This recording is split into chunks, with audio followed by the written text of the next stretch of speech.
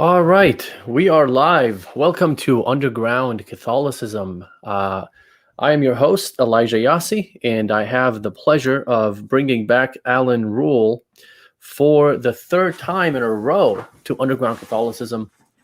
Al, how are you doing today? I'm doing great. It's still 10 a.m. here.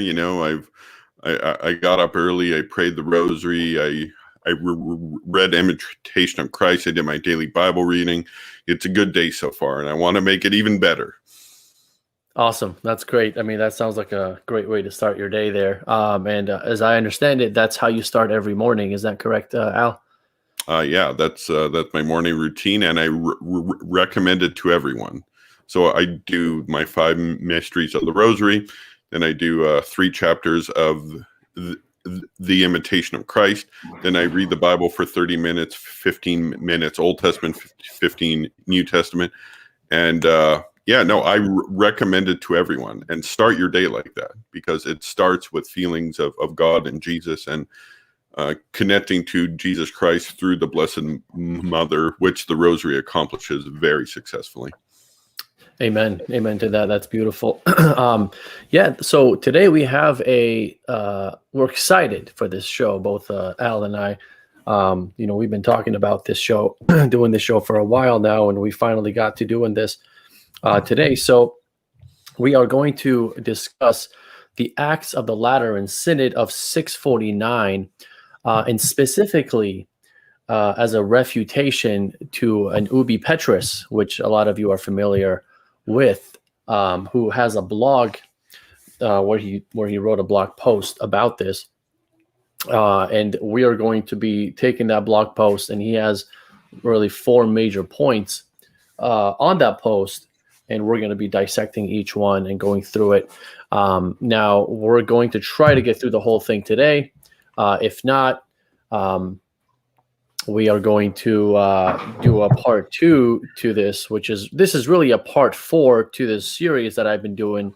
The first 3, I was doing it on my own. As you guys know, the first 2 were just clarifying what the papacy is as far as papal infallibility. And then part 3, I went into Pope Leo's ecclesiology.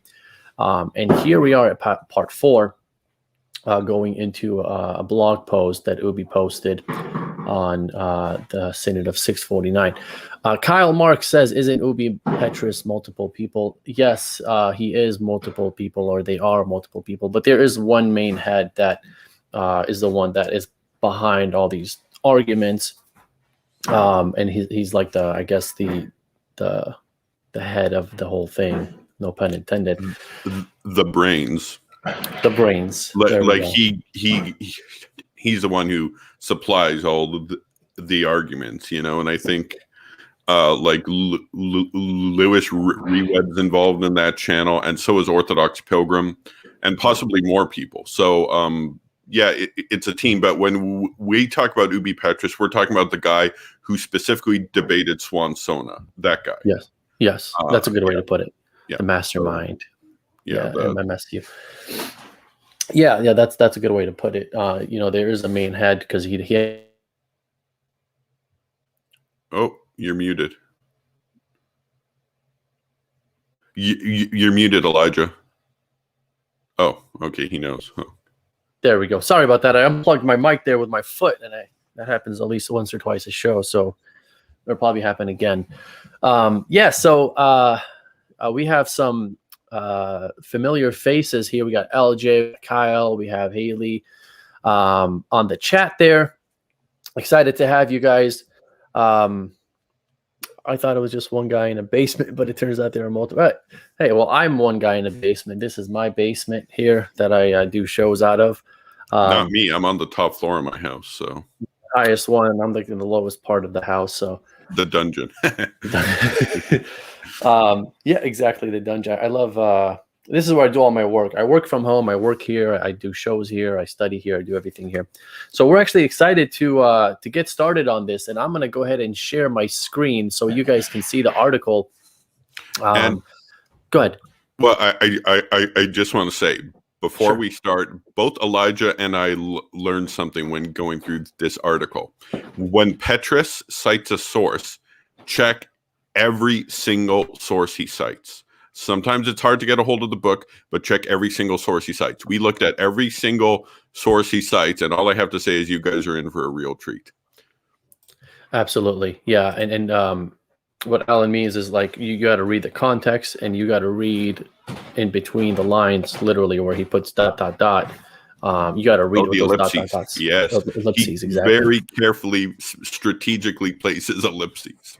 And Yes. we're going to give some examples to that. Yes, absolutely. And I have to say, this was one of the easiest things to refute personally from anything that I've read. It was just one of the worst things I've ever read on apologetics. And you guys will see what I'm talking about. And I don't mean to be mean to Ubi Petrus. I'm sure he's a smart guy, but this was not a smart blog post that he posted here. So I want to go ahead and share my screen and see if I can do that right here. Share screen. Screen one. We won't share. We don't need audio this time. So share. There it is. So here we have this article that he posted. What was this? Back on July 25, 2020. And basically he takes the Synod of 649, which is this book, which is very a papal synod, like as Craig Truglia admits, even Craig Truglia admits, exactly. So if he admits it, then there's something here. And he takes articles that he's really trying to refute. Trying to refute. One of them was one of my favorite articles that Eric Ibarra has written, and it's called, and I highly recommend this. It's called "A Papal Infallibility That Eastern Orthodox Can Accept." So that's one of the things that he's going against, in where Eric shows a letter from Stephen of Dore, which we're going to look at today, that is in this book, that is very, very papal friendly, or pro-papal, or Vatican I Pastor Eternus type letter. Like he goes beyond Pastor Eternus, I think. And there are other things that he posts here that he's trying to refute. So the first one, we're going to go right into it here, is the letter from Stephen of Dore. And so here is, this is Ubi Petrus, obviously, right? This is his blog post. And this is what he says. He says, the first piece of evidence is that of Stephen of Dore, sometimes Dora. He had been the locum tenens of the See of Jerusalem after the repose of St. Sophronius of Jerusalem. Jerusalem, it should be noted, was the only patriarchal see never to embrace monothelitism, as the patriarchal throne was vacant from 638 until at least 681, possibly 692. The full text of the letter is found on pages 142 to 149. It's in this book.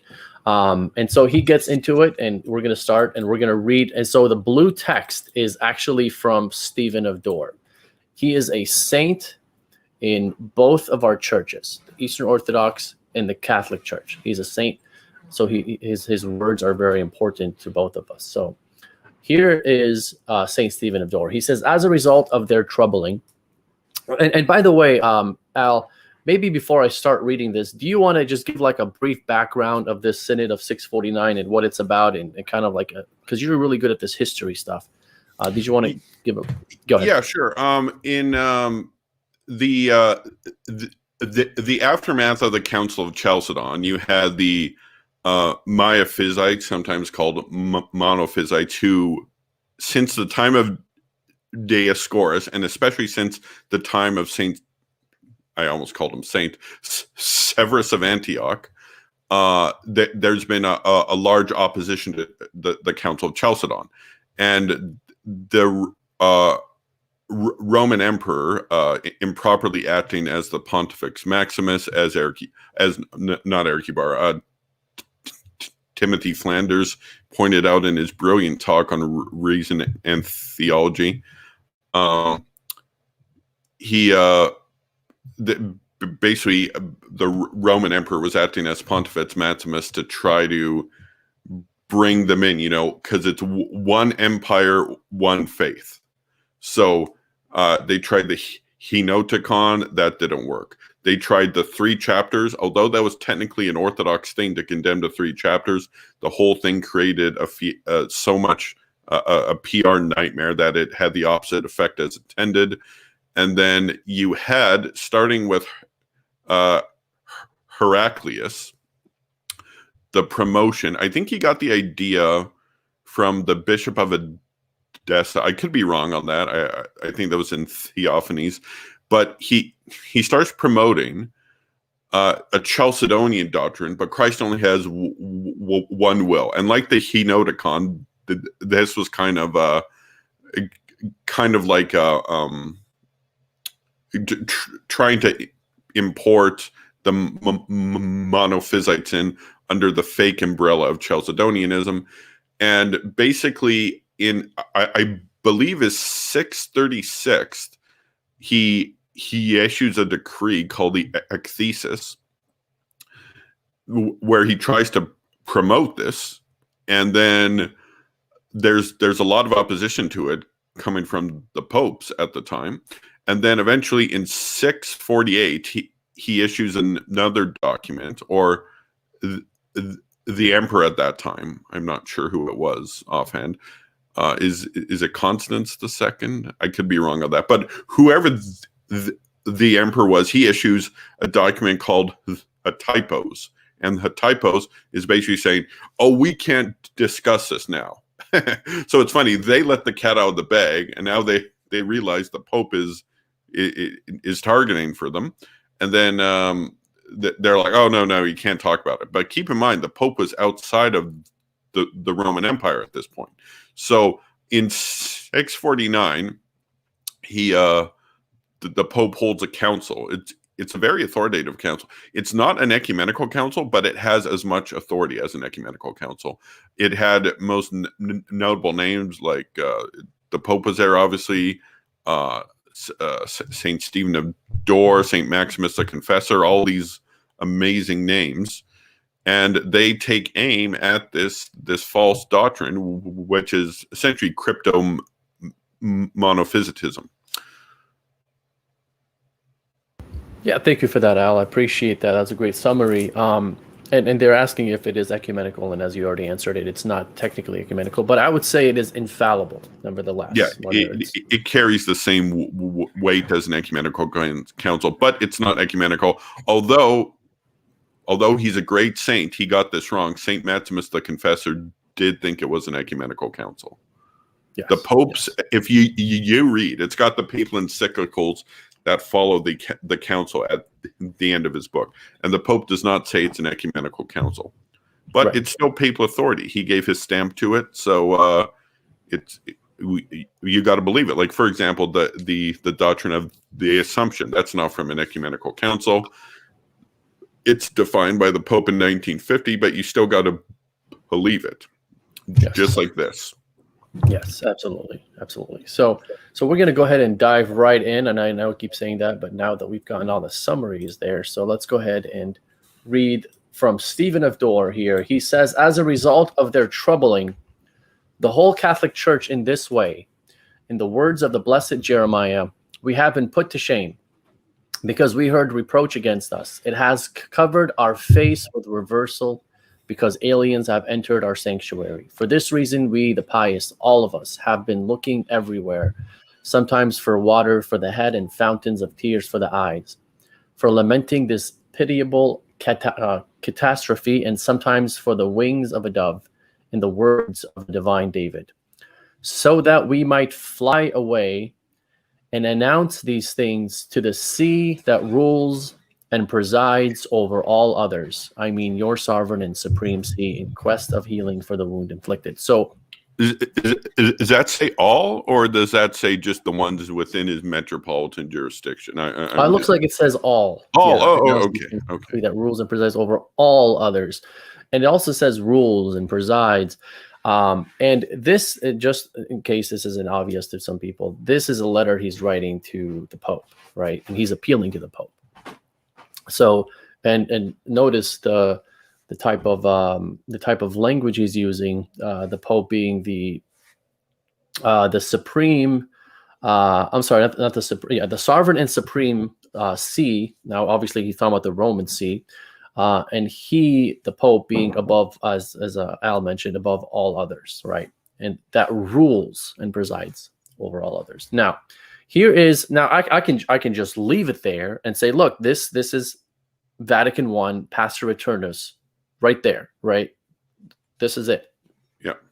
But this is something, as you read this blog, we're going to be reading and dissecting this, you'll see something where there really is no good answer from the Eastern Orthodox side, but Ubi tries to just give a answer, and it just comes out as ridiculous. And you'll see what I'm talking about, compared to what we believe versus what he thinks we believe.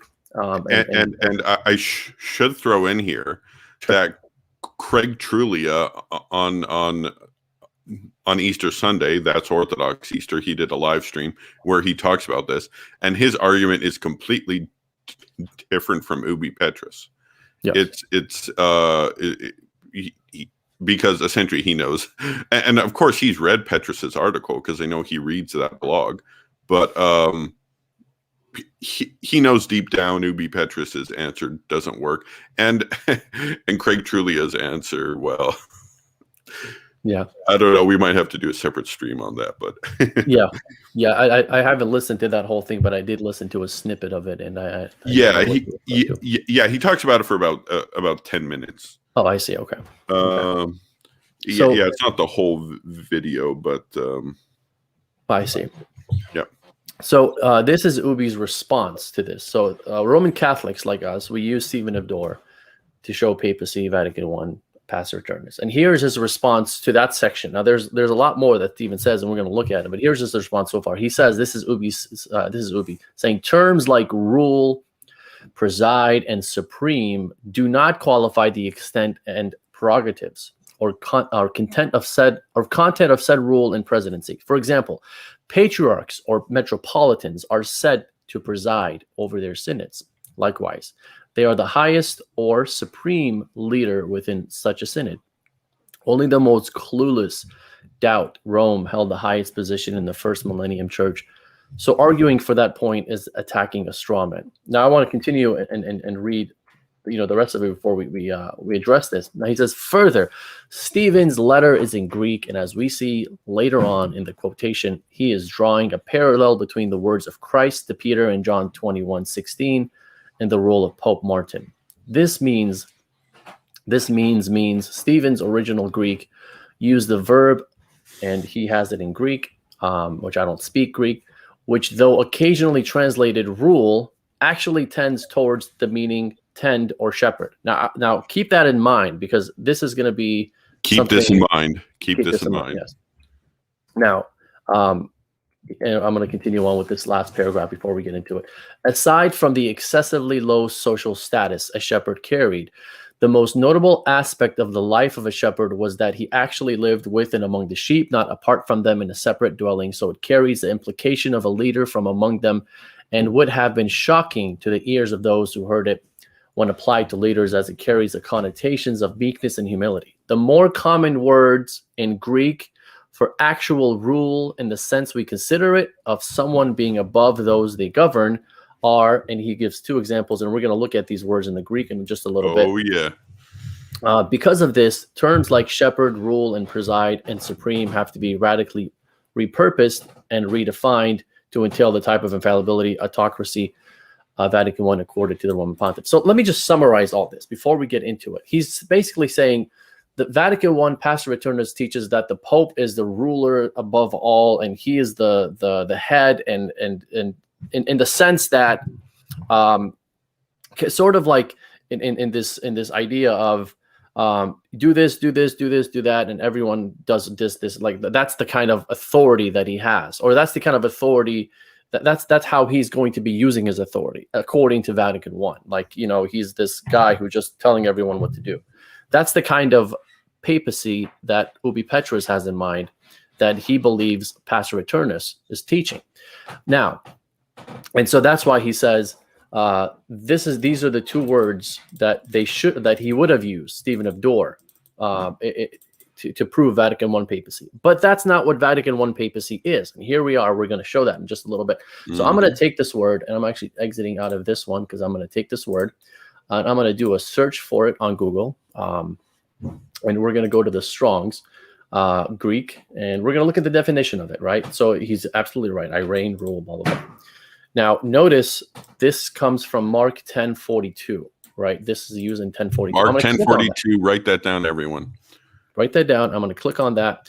And here's what 10:42 says. And having called near them, Jesus says to them, you know that those being accounted to rule over, and here's that word that Ubi thinks should have been used, to rule over the Gentiles, exercises lordship over them, and those great ones of them exercise authority over them. So this is the secular type of ruling, or Christ is talking about Gentiles, right? The way they rule over people in this like, you know, I'm the head honcho, I'm the Rambo, and everyone do what I say.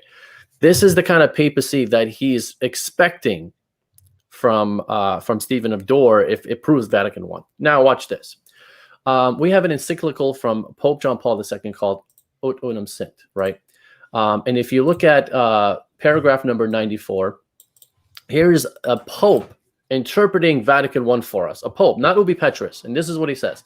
This service of unity, talking about the papacy, rooted in the action of divine mercy, is entrusted within the College of Bishops to one among those who have received from the Spirit the task, not of exercising power over the people as the rulers of the Gentiles and their great men do. And here, watch what he quotes, 1042, Mark 1040, saying that we are not talking about that kind of leadership, but of leading them towards peaceful pastors. That is the kind of leadership that Ubi Petrus is interpreting St. Stephen of Dore.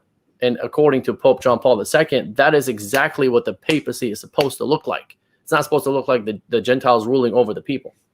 Now, this task can require offering of one's life, blah, blah, blah. And so he gets into it. And basically, if you look at the context of what John Paul II is saying in this encyclical called Ut Unum Sint, the context is, look, the Pope's job is to keep watch, make sure everyone's playing nice. But in order for him to do that, he has to have real authority in order to do that. Like, hey, you know, if this person is not playing nice, he has to have authority to step in and say something, right?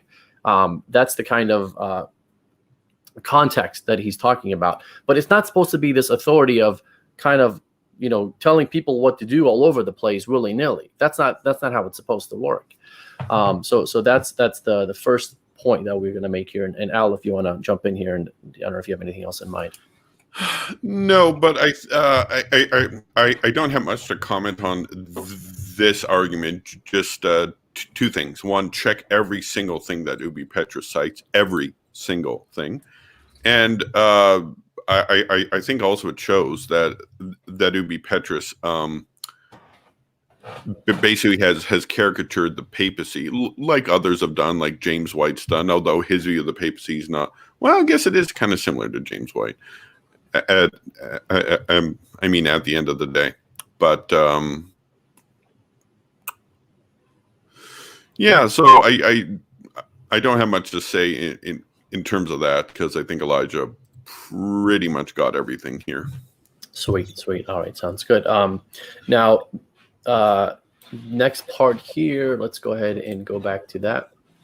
Go back to his blog. So now we're going to continue on with St. Stephen of Dore from Ubi Petrus's article. Someone's asking, is this from Craig Chulia's website? No, this is from Ubi Petrus's website. So Stephen of Dore continues, and he says, it has been accustomed to perform this authoritatively from the first and from of old on the basis of its apostolic. And let me scroll up here because I don't want people to be distracted with his stuff yet. On the basis of its apostolic and canonical authority, for the reason, evidently, that the truly great Peter, the head of the apostles, was deemed worthy not only to be entrusted alone out of all with the keys of the kingdom of heaven, for both opening them and deservedly to those who believe and shutting them justly to those who do not believe in the gospel of grace, but also because he was the first to be entrusted with the shepherding the sheep of the whole Catholic Church. As the text runs, Peter, do you love me? Shepherd my sheep. Again, Stephen of Dore is talking about this prerogative that is given to Rome and the Bishop of Rome, where he's the head of the church, and he's entrusted to have this responsibility to govern the whole church and to shepherd it and to confirm the brethren. And as the famous text of John, Peter, do you love me? Feed my sheep. So that is a reference to the papacy. And this is how Stephen of Dore is using it. And before we look at his little thing that he put on this, before we look into that, keep in mind that we as Catholics are always made fun of about reusing those 3 Petrine texts to show the papacy, right? Matthew 16, the one in Luke where it's confirm the brethren, and then John 20 is the one that Stephen of Dore quotes, and you'll see here that Stephen of Dore quotes all 3 of those in this letter alone, all 3 of them, and says this is in reference to the Pope. So if you are going to make fun of Catholics for using those, you are making fun of your own saints. So keep that in mind. Well, and what's interesting here is I've not checked this since my response to Dr. Gavin Ortland, who's a Protestant apologist, but he quotes this letter of Stephen of Dore, and he cuts out, I believe he cuts out Luke 22. He does a kind of a cut job. I mean, to be honest, I think this book, I don't know if you've read this book, Elijah. No, I have not.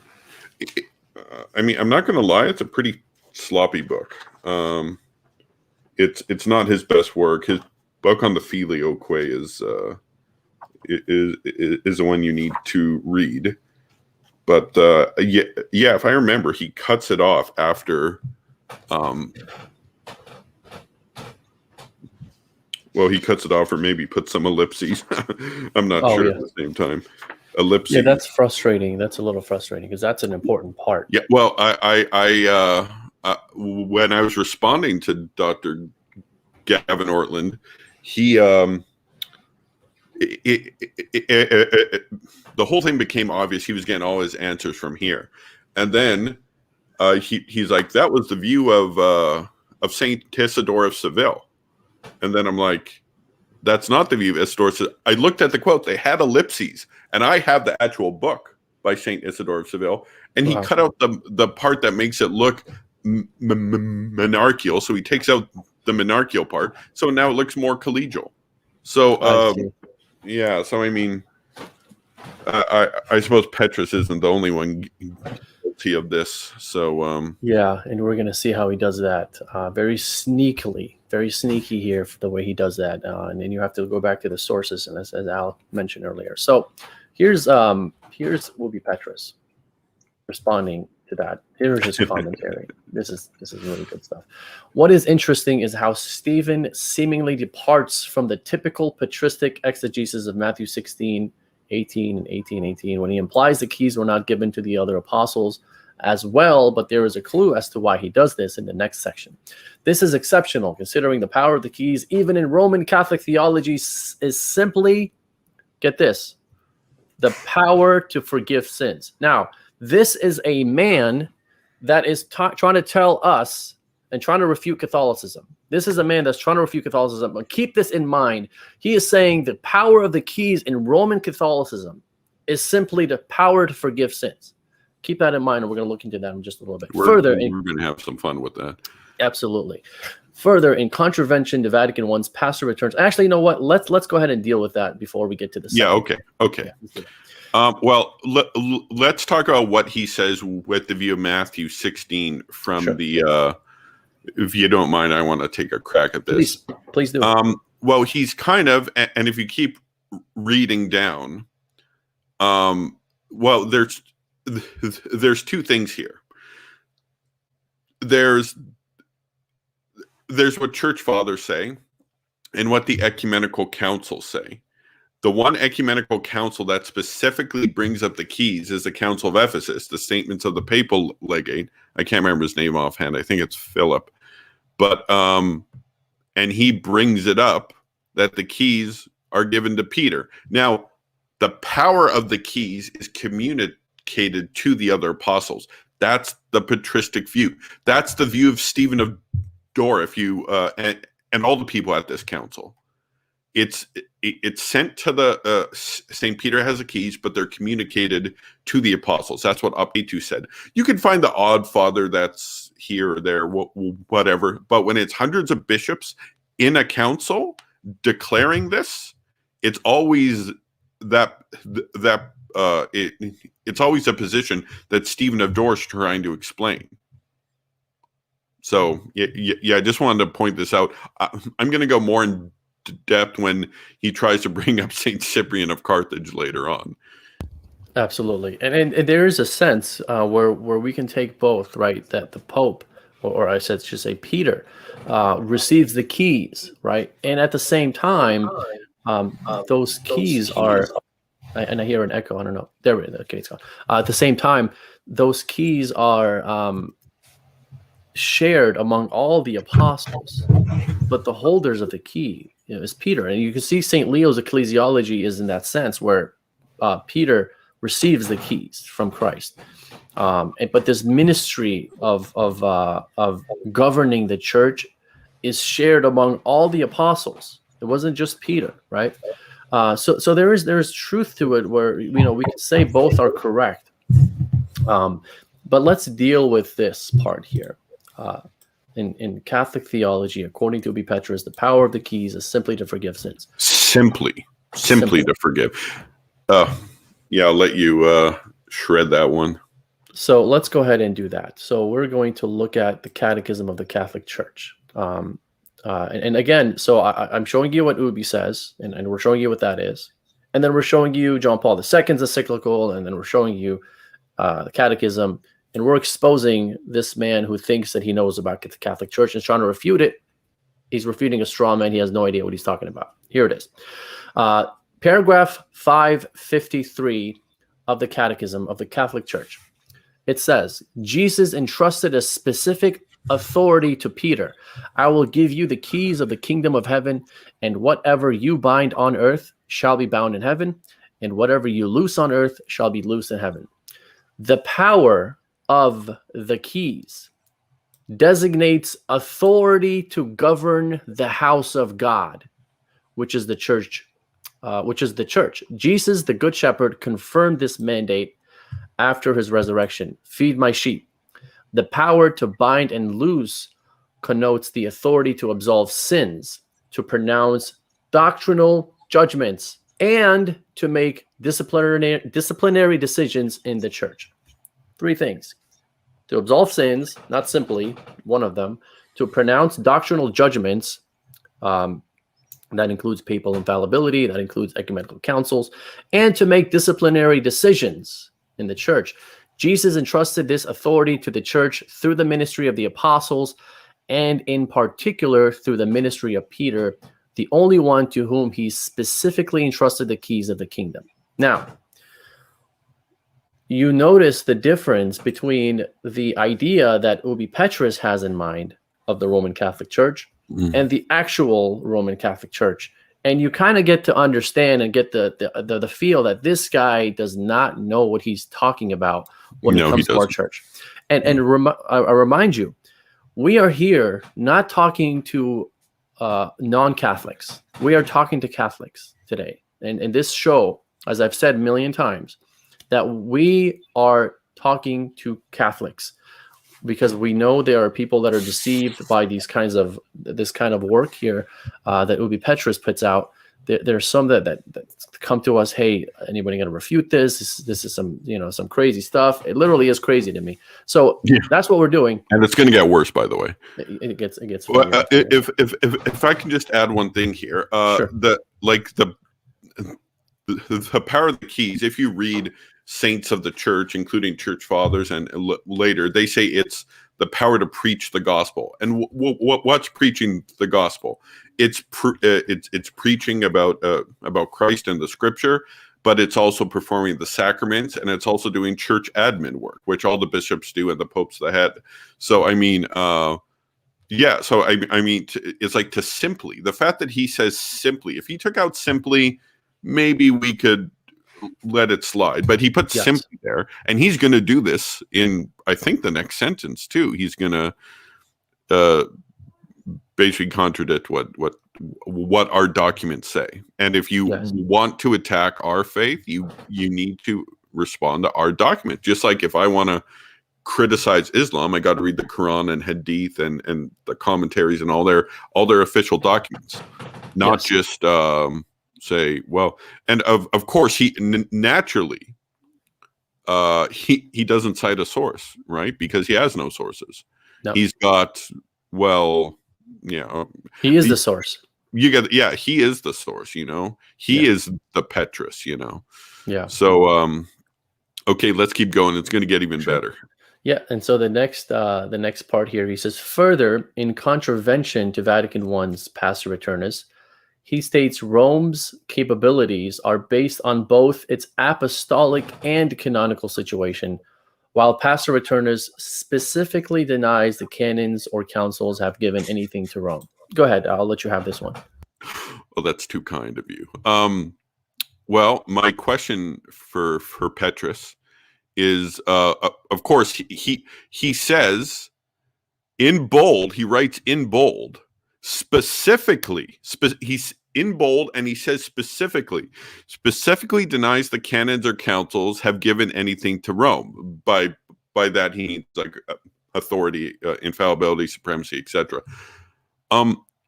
Where's that in Pastor Aeternus? He puts it in bold. He says specifically, both Elijah and I have gone through Pastor Aeternus multiple times and can't find anything like that for the life of us. In fact, it gets even worse because the opposite is true. If you go to Pastor Aeternus, chapter 3, section 1, let me pull up mine here. It says 1, and so supported by the clear witness of Holy Scripture and adhering to the manifest and explicit decrees, both of our predecessors, the Roman pontiffs, and of the general councils, we promulgate anew the definition of the Ecumenical Council of Florence. So he has specifically said that in repeating Florence, there's clear witnesses, the decrees of our predecessors, the Roman pontiffs, and of general councils. And if you want, you could go to chapter 4, part 2, and it talks about Constantinople 4, that's 869, the Council of Lyons and the Council of Florence, where it talks about decrees that have given the Pope authority. Like, and of course, there's more implied, but I mean, like, he put it in bold. He put it in bold. Denies the canons or councils have given anything to Rome. It's specifically the opposite. It's specifically the opposite. And so I think two massive mistakes in one paragraph. I think I know why he made this, though. I thought about this last night. This is a popular apologetic amongst Catholics, not people like me, you, Lofton, and people like that who know it in depth, but kind of an amateur street apologetic. And so Petrus, I think, just kind of naturally absorbed this. And it's like, it's kind of like a Catholic Answers. Well, no, it's not even Catholic Answers. It's I'm not knocking Catholic Answers, but like it's like street apologetics. And he happened to think that it was in Vatican I, and it's not. It's not. The opposite is true. Chapter 3, Pastor Aeternus. Anyway. Yeah, well said there, Al. It's just we can't emphasize enough the difference between Roman Catholicism and Ubi Petrus's Catholicism. So, and here's the thing, Al. It's funny because if you go back to the letter here, it says, St. Stephen of Dor says, it has been accustomed to perform this authoritatively from the first and from of old on the basis of its apostolic. From the first. That's probably the Greek word. What is that? Protos in Greek? I have no idea. I would imagine. Yeah, I really don't know, but I would imagine. It says, and on the basis of its apostolic and canonical authority. Now, he emphasizes this idea of canonical authority, but what do you do with this apostolic part? which means that it came from Christ himself. It's divinely instituted type of authority. It has been accustomed to perform this authoritatively from the first and of old on the basis of its apostolic canonical authority. He completely ignores the apostolic part, right? Now, if something is divinely instituted by Christ, it cannot be undone by anyone, not even Ubi Petrus. Go ahead, I'm sorry. Well, and I just want to add an example of this is the doctrine of the Trinity, infallibly made doctrine in 325, but it's not like in 324 God was not a Trinity. The Trinity was just as true in 324 than it was in 326. Sure, it had been officially declared, defined with specific words in 325 at Nicaea, but it's still true, and it's still apostolic, and of course God's eternal. From the time of Abraham and even before creation, God has been triune. So there's so like that's exactly what Stephen of Dore is saying. The Petrine authority is apostolic. He uses all three of the proof texts that is in Pastor Aeternus. I believe all three are in Pope Agatho's epistle to the Council of Constantinople III, which would be a few decades after this. But yeah, so I mean, yeah, so Saint Stephen of Dore is basically affirming the Catholic position, and Petrus doesn't even try to deal with the apostolic stuff. Yeah, absolutely not. And should we call him Mr. Petrus? Just joking. I mean, I like calling him Petrus. And continuing on with Saint Stephen of Dore here, he says, and again, because he possessed more than all others. Now he's talking about Peter, and he's applying that to the Pope. He says, because he possessed more than all others in an exceptional and unique way, firm and unshakable faith in our Lord, he was deemed worthy to turn and strengthen his comrades and spiritual brethren when they were wavering, since providentially he had been adorned by the God who became incarnate for our sake with power and priestly authority over them all. Witnessing this, Sophronius of blessed memory, who was patriarch of the holy city of Christ our God, and under whom I served as a priest, not conferring at all with flesh and blood, but like your most holy and self-caring only for the things of Christ, hastened without delay to send my nothingness solely over this matter to this great and apostolic see with his own appeals. Now, and this is something that St. Stephen of Dore is applying to the Pope when he says, when Christ is talking about Peter possessing more than all others in an exceptional and unique way, firm and unshakable faith in our Lord, infallibility. Right? This is what we believe. This is the basis of the Roman claims. Comes from the fact that Peter's faith is unshakable. Peter is the head of the apostles, and this goes to the Pope, and the Pope is now the head of the church in that sense, because it's what Christ instituted to the Roman see. Now, there is this claim that, oh, you know what, everybody is a Peter, and I made a joke the other day on Facebook that everybody is a Peter, including your grandmas and your dogs, are all Peters, right? This is the Eastern Orthodox answer to everything that we talk about. But here in this case, St. Stephen of Dore, go ahead. And just pause. That's going to be tackled later, by the way. Yes, absolutely. Yeah. You know, he's applying, St. Stephen of Dore is applying this to the Pope because he's writing to the Pope. He's appealing to him. Now, here's Ubi Petrus, what he says about that. He says he speaks of Peter as having power and priestly authority over them, the apostles, all. The term priest or priestly in Byzantine literature is typically used to refer to the bishops, as a bishop is a true priest. Priests are simply those delegated by the bishop to fulfill the bishop's task. This is why St. John Chrysostom's 6 books on the priesthood is primarily a defense of his refusal to become a bishop. So he's speaking in terms of episcopal capabilities. So let me get this straight here. Hold on one second. Ubi Petrus is saying that this isn't talking about authority. This is talking about priestly ministry. Yeah, St. Stephen of Dore just talking to a priest, like, oh, Pope, you're a priest. Sure, we're going to apply Matthew 16, Luke 22, John 21. And according to Petrus, a way that departs from the traditional understanding, it is a traditional understanding, just Petrus misinterpretation. But like he knows something's up, and Craig Trullian knows something's up. He says this is a very he says it's a very pro-Roman or pro-papal document. I can't remember in his Easter stream, but yeah. So it's like, yeah, you're just a priest. Oh, priest, can you help me out? I'm Stephen of Dore. Help me out, priest.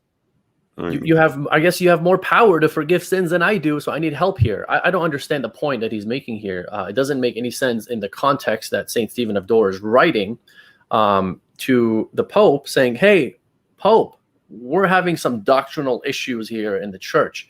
There are some people who are falling into this heresy.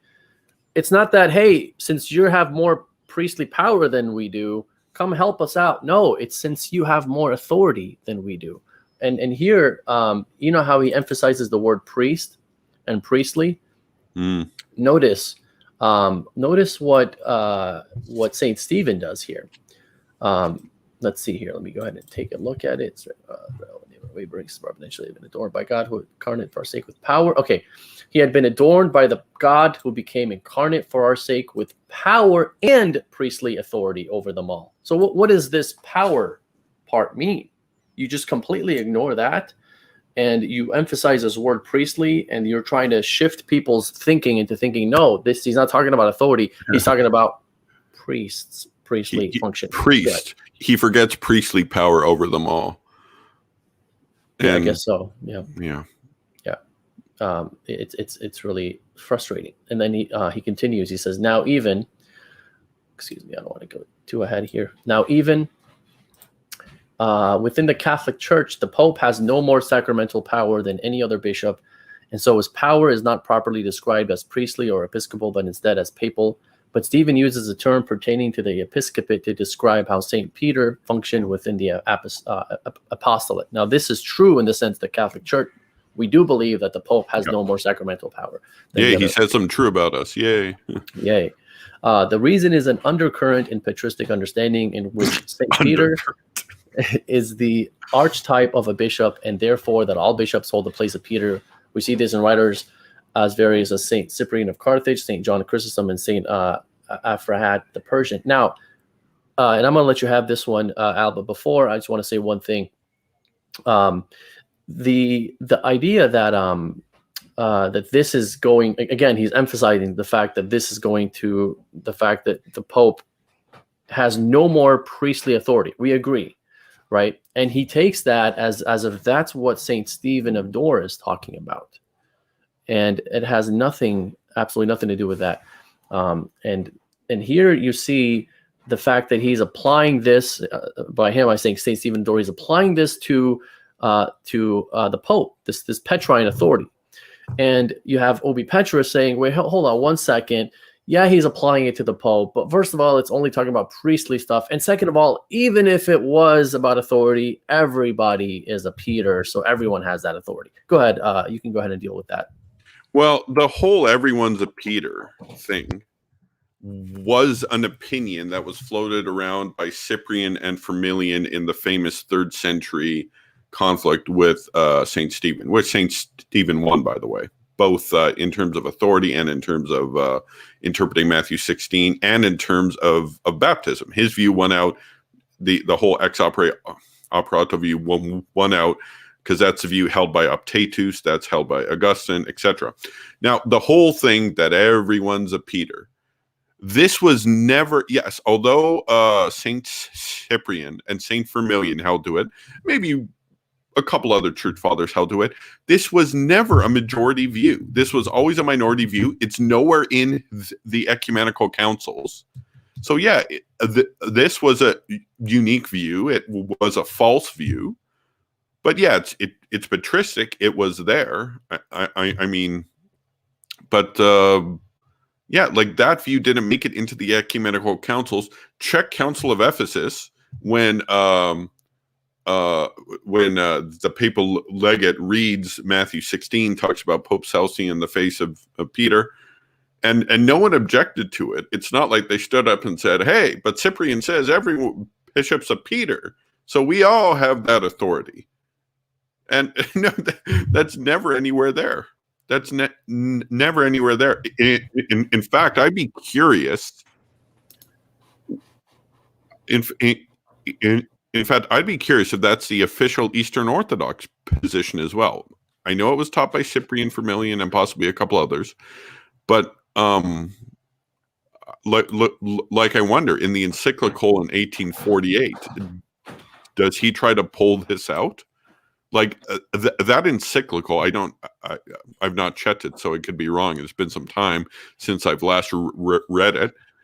That encyclical is it's got a lot of bad arguments. I think it says Canon 28 of Chalcedon is due to imperial and only imperial, which is a terrible argument, because how come Saint Stephen is using that same authority even before it's a Christian empire anyway? Right. But so yeah, I'd be curious to see if it's the official Orthodox position. But regardless, that wrong view of Matthew 16 is not what continued in North Africa, as we see with Uptatus and Augustine, and it's not what made it. More importantly, it's not what was in the ecumenical councils. It's not what was carried in. The Catholic view of Matthew 16 made it into the ecumenical councils. And so Petrus is, at this point, essentially, I mean, I hate to be harsh, but I think he's relying on ignorance of readers at this point. Sure. Like he should know this. He knows a lot of history. Yep. So, yeah. Yeah, he should know this. What's up, Ariel? I saw Ariel Gonzalez there. Oh, okay. Yeah, it's always nice to see him. So that's well said there, Al. That's a great point. And going to his next section here gets even better. He says, while the Bishop of Rome has lineage directly from St. Peter, as the bishops of Antioch, Alexandria, and many other cities have, and is the guardian of the relics of the archetypical bishop, he does not have a monopoly on Peter, as all bishops hold that place. Now, I want to just show you guys his reference to this. Remember, source. check every single source Ubi Petrus gives. And go ahead, I'll let you have this one. Who is this guy, Al? He's a modern, I think, I presume Eastern Orthodox. He's got a Greek name. Yes. And so it's not an objective source, not something we'd accept. The invention of Peter, I don't even know who this is. I don't even, he does not even put saint. So I don't know if this guy's even a saint in their church. It's just one guy with one opinion.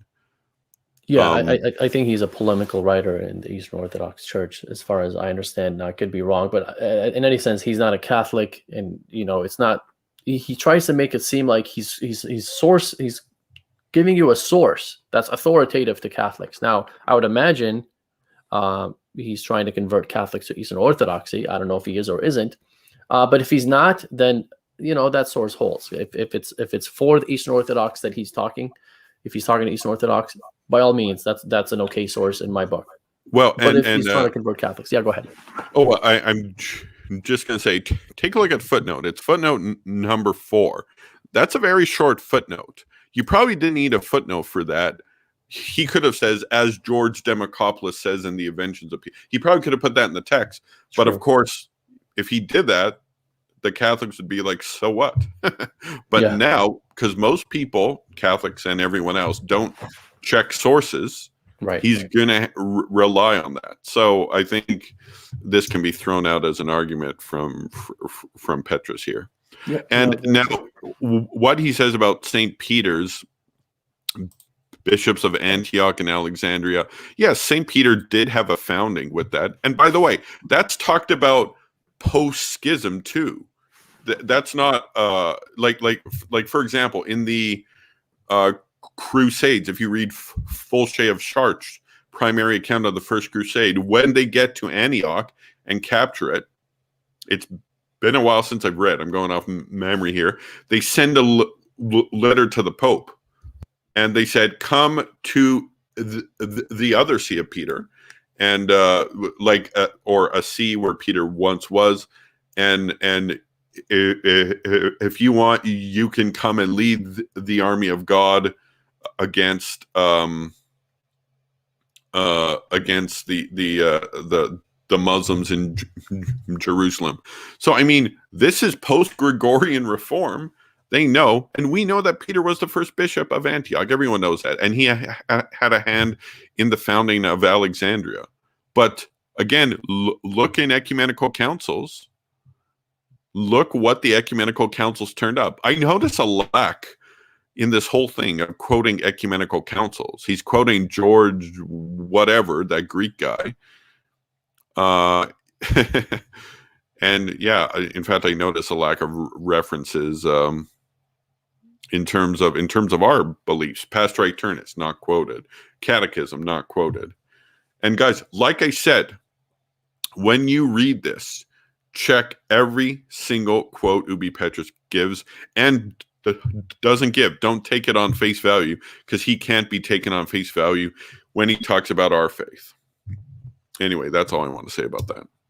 Yeah, well said there. Great point. In the next part, he says, while the Bishop of Rome has his lineage directly from St. Peter, as the bishops of Antioch, Alexandria, and many others do, and is the guardian of the relics of the... So I already read this, but I want to emphasize something. What I want to say about that part is, do we believe that the Pope has a monopoly on Peter?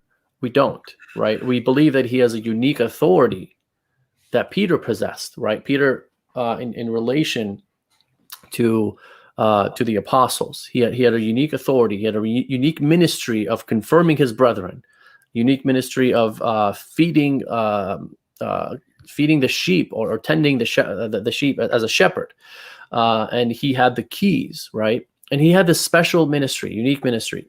Now, we don't, just because there's a uniqueness there for Peter, it doesn't mean that the other bishops don't enjoy Petrine authority or prerogatives in their own jurisdictions, right? So the bishop of, the bishop of Michigan, Detroit, he enjoys sort of like a Petrine type of authority over his local diocese, right?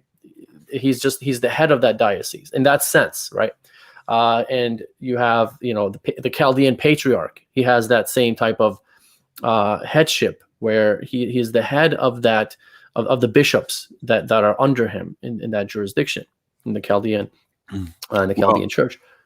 Oh, sorry. Go ahead. Oh, and this is a challenge I have for Petrus. If he says, yeah, the Bishop of Rome's Petrine, but so is Antioch, Alexandria, and tons of other cities, find me a letter as lofty as this of Stephen of Dore with the 3 Petrine proof texts applied to one of these other Petrine sees. Just find it. Not there. Yeah. Just find it. That. And if there was another one, he'd be showing it there. It's like, look, all these Petrine texts going to Antioch by this saint or whatever. Yes. And there are letters where there is this Petrine authority given to the Patriarch of Alexandria and Patriarch of Antioch.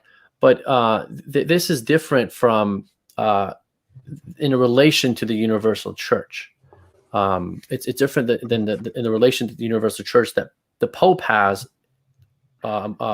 versus all the other type of bishops or patriarchs that have that Petrine authority. Theirs is in their own jurisdiction, their own territory. The popes have it in relation to the universal church. So there's a fundamental difference here, and we have Eric here on the chat, and I'm really glad to see Eric. Yeah, his classical Christian thought is Eric. Good afternoon. I didn't know that. Yeah. I thought his name was just Eric Ibarra on YouTube. Yes. That shows what I know. What's up, Eric? Yeah, this is the first time I see his. I think he changed it to classical Christian thought. Now, moving on to, let's see here. Yo, Eric, it's still morning here. It's still morning where I am. It's 11 p.m. Yeah, it's 1 p.m. for me and 12 p.m. for Eric. So, and it's 11 a.m. for you. So here is the next part. He says, further in the footnotes for this section of the letter, Father Price. Now, Father Price is the translator of the book, right? He's the main translator, and he put some notes, commentaries on this, and he did a good job with this, right? He says, Father Price notes that while not supporting Vatican I, it does support the idea of Peter having the lead role among the apostles. and that it was inherited by Rome, something we Orthodox gladly accept. And when he says we Orthodox, I don't know which he's talking about, because there are some that don't accept that, but that this did not entail papal infallibility. And he quotes Price, and Price says, this expresses the papalist theory. And so before I read this, Price is commenting on St. Stephen of Door's letter, right? He says, this expresses the papalist theory that St. Peter had unique authority among the apostles, and that his role was fully and uniquely inherited by the popes of Rome. This theory was accepted in the East to the extent that it recognized that the popes had a special responsibility to stand up for the truth, but not in the sense that they were believed to possess a charism of truth in virtue of which their rulings were to be accepted without question or examination. Now, this is a commentary by Father Price, right? I could just say, Father Price, he's not the authority here, so he can have his opinion on it, whether it shows papal infallibility or not. Was Father Price at Vatican I? I can't remember offhand. He's old, but he's not that old. Okay. Yeah. Okay. But let's go ahead and let's go ahead and assume that Father Price has a good point, and so the East, in a sense, it is true that the East did not accept everything Rome said. Obviously, all right. This is it's ahistorical to think otherwise. You have especially at this time, the East was in Christological heresy. It's like those Christological heretics were opposing the Pope. What? Yes. So we got the heretics on our side. Yes. How does that help? And this is going to come up later, by the way. So yes, absolutely. Yeah. So so exactly. This is you have Dioscorus in 451. He did not accept the Pope's authority, and he was Alexandria. He was the head of the Church of Alexandria. He was a patriarch there. So then I can give many examples. Nestorius is another one. You have Arius. You have all these other Eastern Providence where they did not accept the Rome's judgment. Well, yeah. Obviously. Well, in fact, in terms of Arius, I remember during the controversy. I think Eric can help me out here. There's an Arian controversy where the Pope Julius, I believe, tries to install 5 bishops, including Athanasius in Alexandria, the Bishop of Constantinople. I can't remember their names, but they're the Bishop of Ankara and Adrianople and Gaza. I think Eric can give me their names if he's listening. And then he sends them off. And they said to him, "Oh, that's not your province. Yes. So you just focus on what's going on in Rome." But these are heretics led by Eusebius and Nicomedia, or possibly his followers. I can't remember offhand. So, so like these Eastern Christological heretics disagree with papal authority. Okay, if that's what you want to base your claim on. Yes, absolutely. And it's funny because you have ecumenical councils that were rejected by people. Does that mean ecumenical councils don't have authority? Right? See, this is a thing where Eastern Orthodox brethren, Ubi Petrus is one of them, where he takes an example of someone disobeying the papacy, disobeying the judgment of the Pope, and saying, "See, look, they did not accept Vatican I, Pastor Returnus."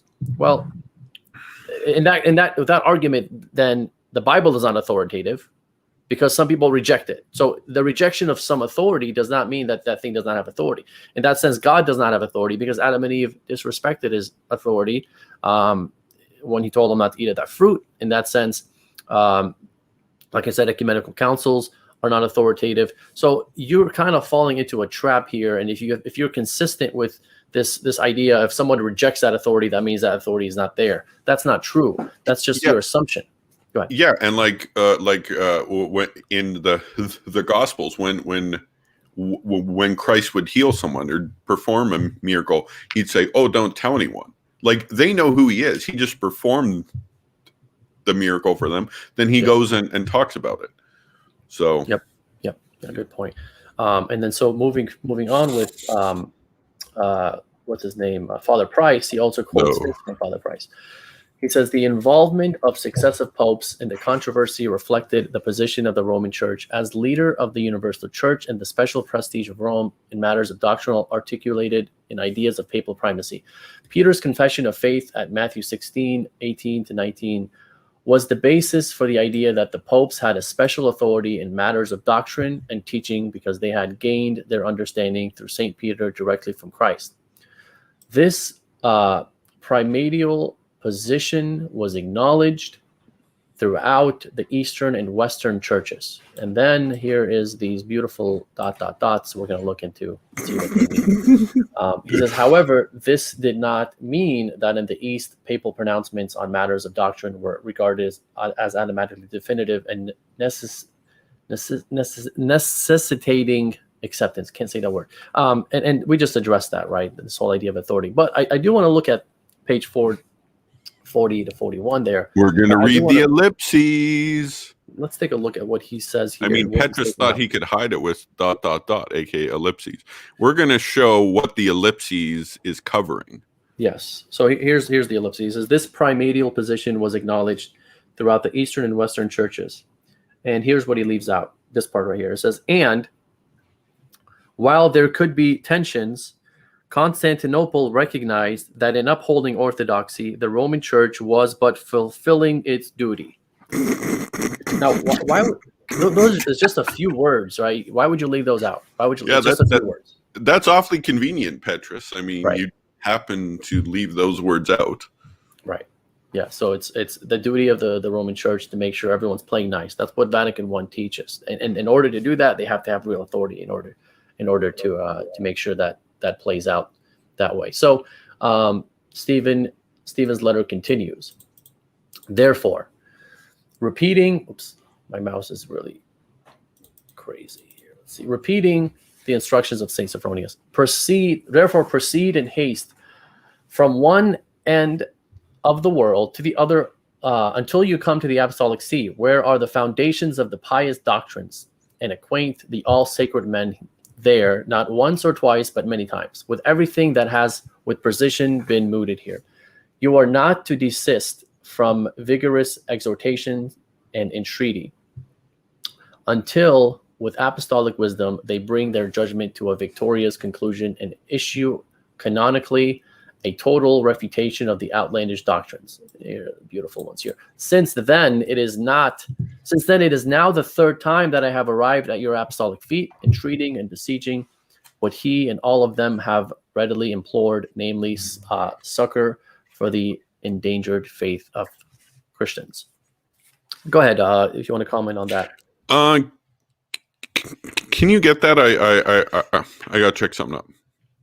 Yeah, I can go ahead and deal with that. So he's basically Saint Stephen of Dor is talking about Rome having being the Apostolic See, being the foundation of pious doctrines, right? Again, this is where the idea that we get from as Catholics of Pastor Eternus, where Rome is the see that confirms all the Orthodox doctrines. Without Rome, nothing can get passed, right? If Rome doesn't approve, doesn't consent, that's not Orthodox, right?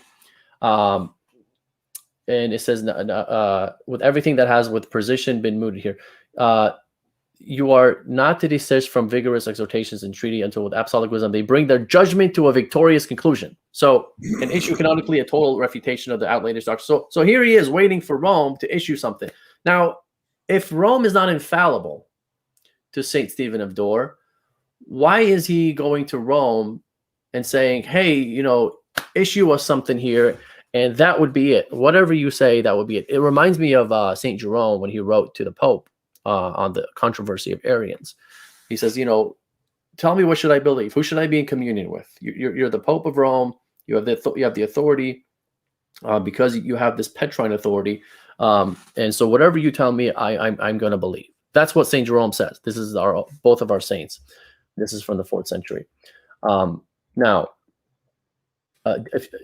before I read the commentary here from Ubi Petrus, did you have anything that you wanted to say, Al?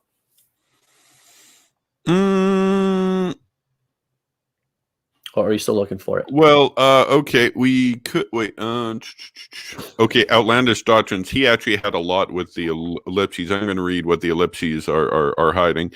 Total refutation of the outlandish doctrines. Lest, as says the apostle, these any longer, quote, spread like cancer, close quote, feeding on the souls of the more simple-minded.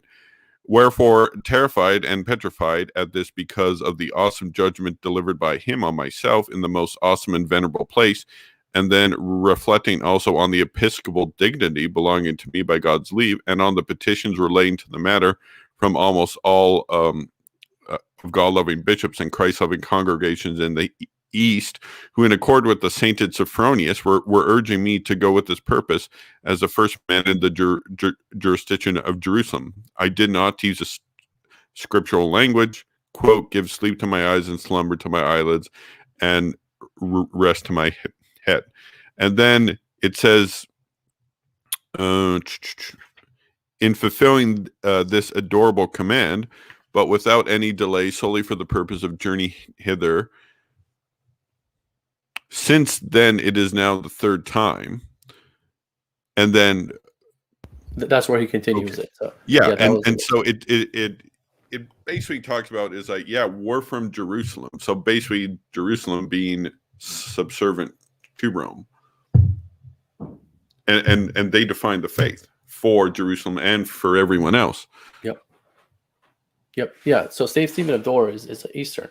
He's an Eastern saint. He's from the metropolitan jurisdiction of Jerusalem. Right. Now, here's his commentary on this section that we just read. He says, this is Ubi speaking. First, he speaks of it in terms of a group effort, saying, until with apostolic wisdom, they bring their judgment to a victorious conclusion and issue canonically a total refutation of the outlandish doctrines. So we immediately see this will be a decree of the Roman Synod, not that of the Pope solo, which is what one need in order to prove the Vatican I papacy. No, that's what you need to prove the Vatican I papacy in your mind, not the actual papacy. Naturally, there lacks a source there. Right.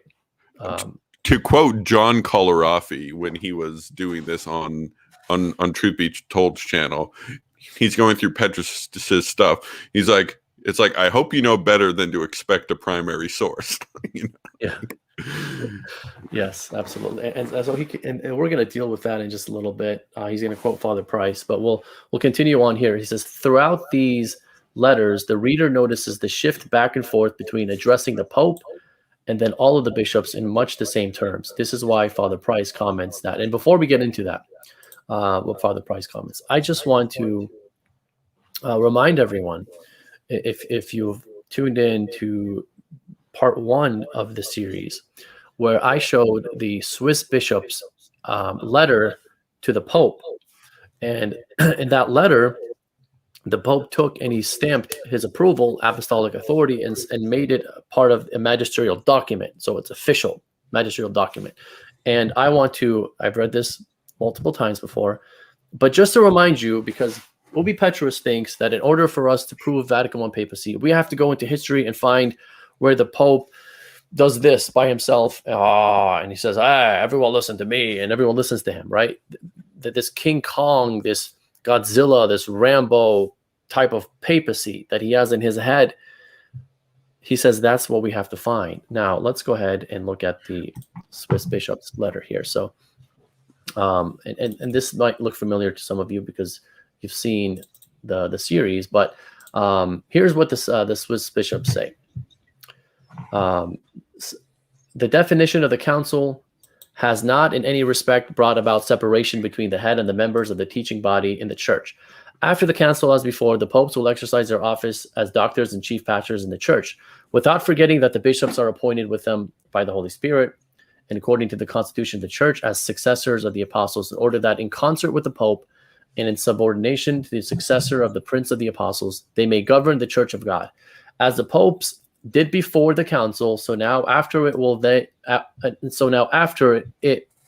continue to strengthen their brethren and bishops in the faith. So also in the government of the church, never will they undertake anything which concerns the universal church without taking the counsel and advice of the bishops. As they did before the council, so now also afterwards. Will the popes summon councils, ask the advice of the bishops scattered over the world, use every means in their power to obtain full understanding, respecting the deposit of the faith which has been confided to the church. It will be according to this only blah blah blah. So I've read this so many times, I don't have to go back. But that's the section here that I want to emphasize here. That's a magisterial document. Pope Solo. Never. Where's Pope Solo? Where's Pope Solo in that? So, and the understanding of Vatican I bishops when they approved Vatican papacy in Vatican I wasn't to say that the Pope can act alone, and so therefore he will. The idea, and go back to listen to part 1 as to why this whole idea of Vatican I saying the Pope's decree is irreformable in and of themselves and not from the consent of the Church. Ubi Petrus completely misunderstands that part, embarrassingly, and I've exposed that in part 1 and part 2. If you want to go back and read those, listen to those parts. I don't want to get into that because that's as you guys know, it's a 4-hour show in and of itself. Now, here's the thing. He says, so we immediately see this will be a decree of the Roman Synod, not of that of the Pope Solo. Okay, let me get this straight. So if we ever reunited between East and West, Eastern Orthodoxy and Catholicism, we got together united, right? Would there be a problem with the East if the Pope went and held a Roman Synod of 10 bishops? Let's say, hey, that's not the Pope alone, that's 10 other people with him. And he decreed something with those 10 bishops that pertain to the universal church. Would that be a problem for Eastern Orthodoxy? I would imagine, yes, it would be. So how is it just because the Pope held a Roman Synod at this time, all of a sudden, oh, that's okay? What's the difference? I thought that the East issue with the papacy is that the Pope needs to go to the bishops universally before dealing with anything dogmatic or doctrinal, and only after he's appealed to. Here, the Pope here is holding a Roman Synod. That means there's no Eastern bishops there, and there's barely any bishops. A Roman Synod, it's probably like a dozen bishops. Let's be real. Like, it's not that many bishops that are there with the Pope. So no, it's not the Pope Solo, but it's a Pope with a handful of bishops. And for Ubi Petrus, that's enough to say that's not Vatican I papacy. Well, and yeah, if we could point out, there's been an ecumenical council since Vatican I, Vatican II, and technically you can call it a Roman Synod because it was in Rome. And so was Vatican II just the Pope pontificating? No, he had a bunch of committees. They drafted documents. The committees went through them and then edited them. And then, yeah, the Pope signed off on them at the end. I mean, if the Vatican II was in like the early church or pre-Vatican I, even Ubi Petrus would be like, look at that. Yes. Right. And yeah, so like, no, take a look at Vatican II. That's the proper role of a Pope. He guides the College of Bishops and the top scholars. And, he may have advice here and there. But like very few times in history, although it does happen. And then he issues the official decree at the end. It's like, that's what the church teaches. So yeah, so Petrus, if Petrus wants to try to explain Vatican II, I mean, that can apply to Vatican II, what Petrus is writing. Right. And in another sense, you have the dogmas of Immaculate Conception and Assumption. That was done in cooperation with the bishops. So technically, then, you can say that those two dogmas, being papal infallibility, don't prove Vatican I papacy in a strict sense, because the Pope did not act alone. He went to the bishops and polled them, and then he acted. So it's just a ridiculous argument. Now, here's where it gets really fun, Al, because he quotes Father Price with regarding to this whole they and their, like going back and forth between they and their, and addressing the synod versus not the synod, addressing the Roman See versus addressing the Pope alone. Here's what Father Price says. Yeah, this is where it gets fun. This one's good. Oh man. And I'll let you have this one. You're but I'm just going to read the sentence here. That this is from a footnote from Father Price, and he says, "There was no real difference between addressing all the bishops directly and doing so via their president. An ambiguity of addresses is recurrent in conciliar acts."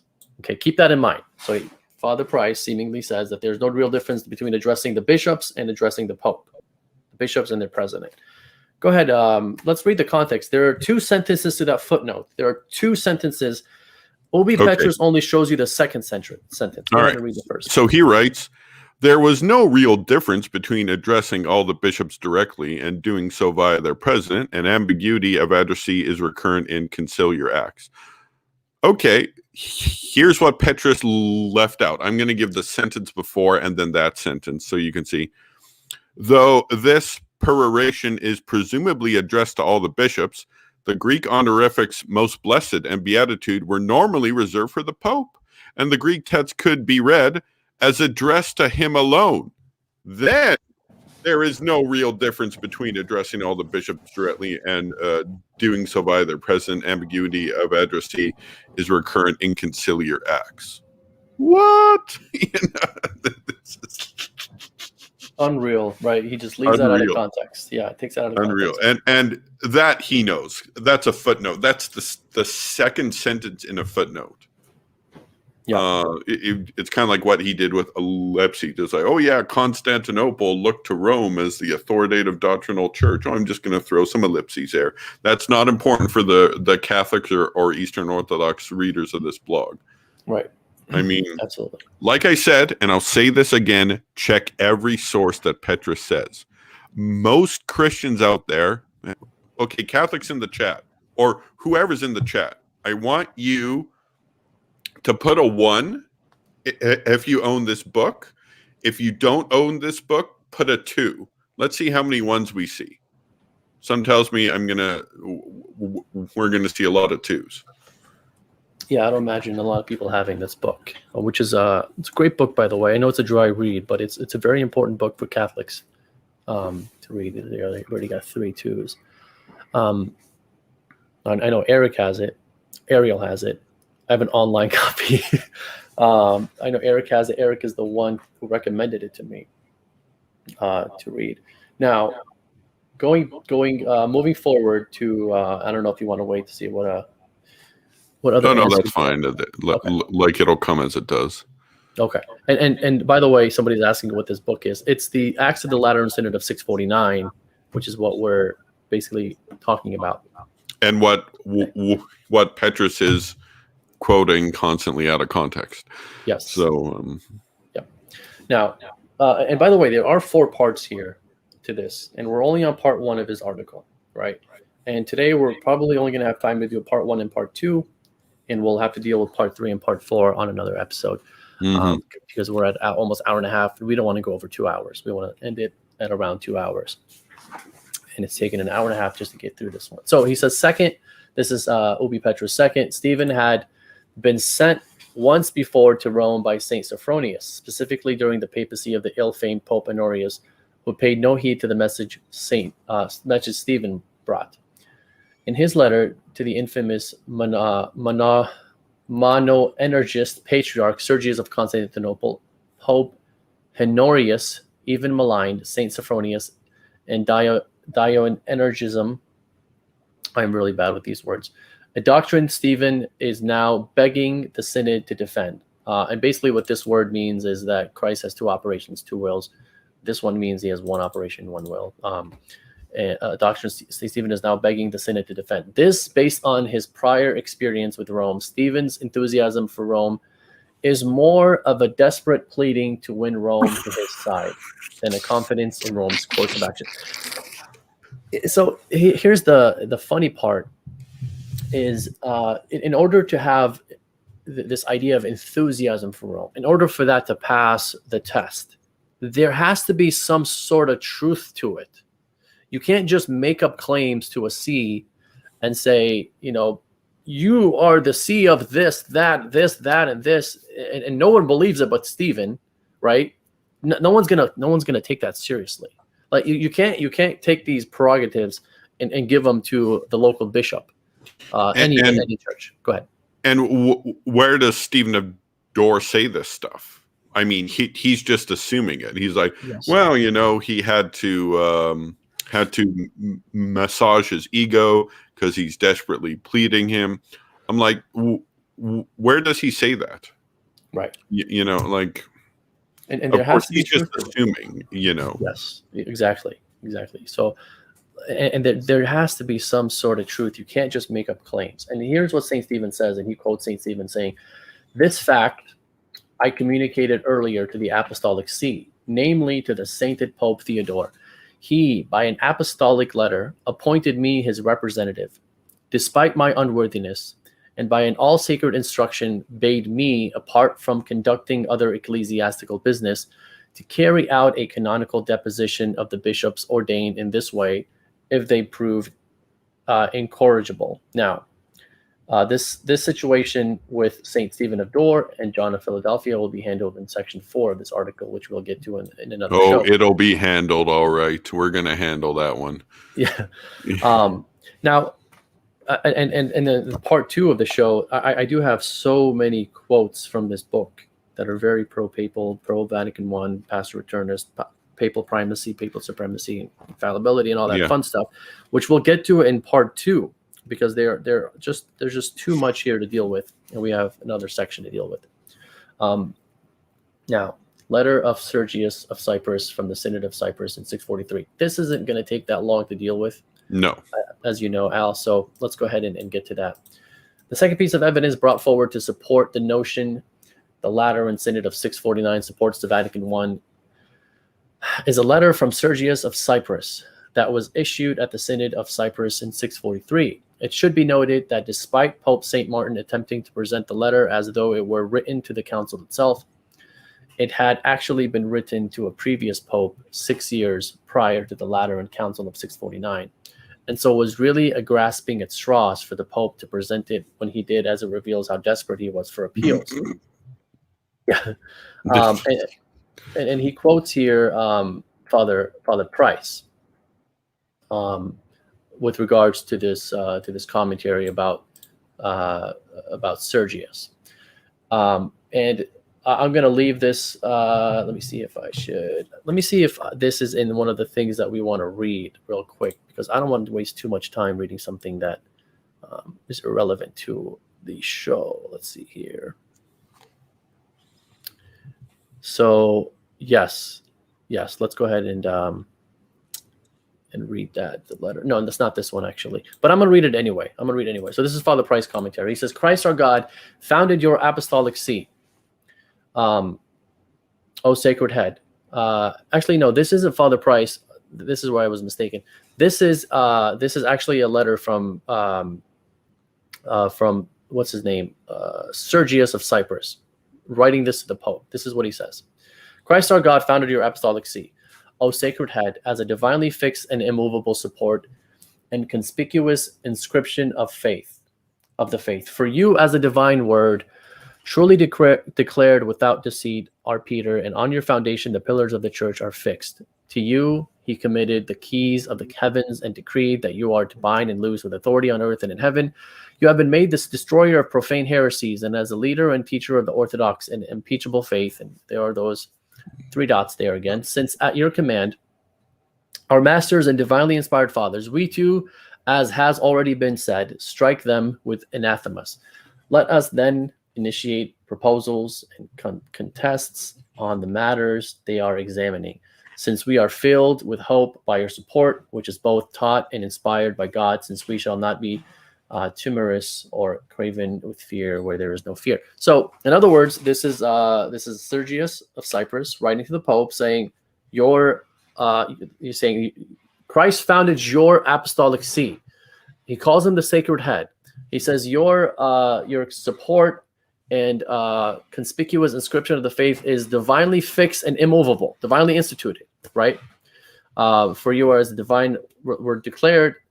And he puts the Petrine authority to Peter, from Peter to the Pope. He gives that Petrine authority to the Pope, and that is the foundation of the claims that Roman Catholics make in terms of the papacy and its power, and the power to bind and loose with authority on earth and in heaven.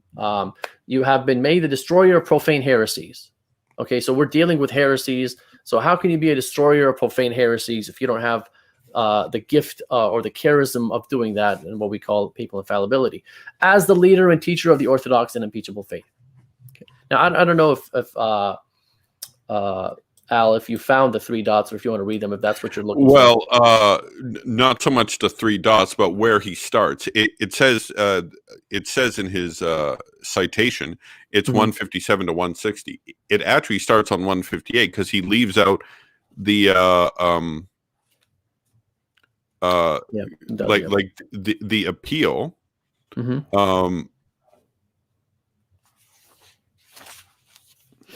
To my most holy and blessed master, appointed by God, Father, Fathers, Archbishop, and an ecumenical patriarch, Lord Theodore Sergius, the most bishop, sends greetings to the Lord. The text. And then look what it says about the Pope. I have... it says at the beginning of the section, Martin, the most holy, blessed Pope of God's holy Catholic Apostolic Church, said, for the confirmations of our synodal proceedings, it is necessary, in accordance with the suggestion advanced by our God-beloved primicerius, Latin word, that some of the appeals presented of this manner and lying in our apostolic archives be brought to light and read out by those with pious test of assisting proceedings. And then it says he brought it by sacred archives. Past predecessor, Martin, the most holy, blessed Pope of God's holy Catholic and Apostolic Church, says, like, so that's how the council addresses him. Does Petrus think that the most blessed that the Bishop of Rome is the blessed Pope of God's holy Catholic and Apostolic Church? Well, not anymore. But yeah, I mean, not anymore. And so, and Ariel here brings up sort of a sarcastic point, but it's the point that's always brought up, and we're actually going to get into that in just a little bit. It's that Byzantine flattery, right? And let's be honest, that does exist. That does exist. This Byzantine flattery. We are not here dealing with the flattery words, right? And then we're going to get into this. We're dealing with the fact that the Petrine authority is being given to the Pope of Rome, right? The Pope of Rome. So, and let's see what he has to say about this here. He says, this is Ubi Petrus.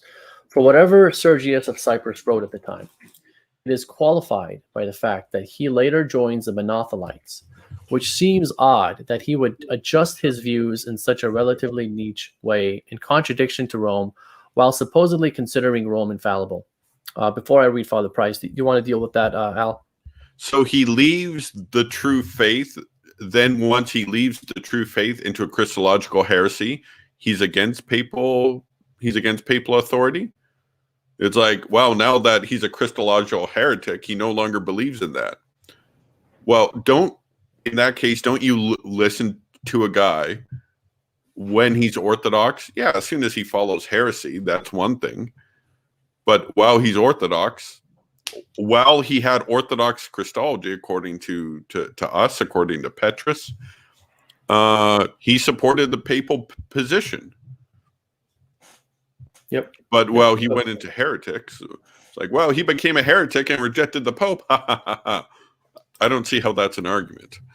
Yeah. That's a great point, because when he was Orthodox, he accepted the papal claims, and then when he became heterodox, he rejected them, in a sense, right? Yeah. How does that help your position? Yeah, exactly. Yeah. How does that help your position? I don't understand how it does. I mean, you're basically following a heretic when he fell into heresy, and his example is a bad one, not a good one, for rejecting the papacy. And you have this today. You have Catholics, you even have who accept the papacy today, and then tomorrow they fall into another, they fall from the faith and they no longer accept it. Does that mean they never accepted it when they were Catholics? Yeah, well, and for example, in his debate, in Eric Ibarra's debate with Jay Dyer, Jay Dyer, he tries to bring up this, Eric. He tries to bring up Agatho's letter, and then Jay Dyer's like, "Oh, I knew about that. I used to make that argument as a Catholic, back when he was Catholic, but since." He went into schism, he doesn't use it anymore, Yep. So. and here's more fun stuff here. So he's gonna quote Father Price, and we're gonna quote Father Price in context after we read this. So this is Father Price's commentary on what we're talking about. The letter of Archbishop Sergius of Cyprus was a powerful document in Rome's arsenal. His predecessor, Arcadius of Cyprus, had been an important figure in the early development of the controversy and had hosted a synod in 636, which had rejected the position of Sophronius and Maximus. Sergius's letter is vehement in its support of Pope Theodore, calling for the anathematization of those promoting the new teachings. However, it is dated to 643 and thus predated the typos. Furthermore, we know that at a later date, Sergius abandoned the Diothelite position and joined the imperial camp. Diothelite, again, is the orthodox position of having Christ having two wills and two operations. And the monothelite one is the heretical one of Christ having one will in one operation. So here is what I'm sorry. Do you want to read it? Is this page 76? You have it open?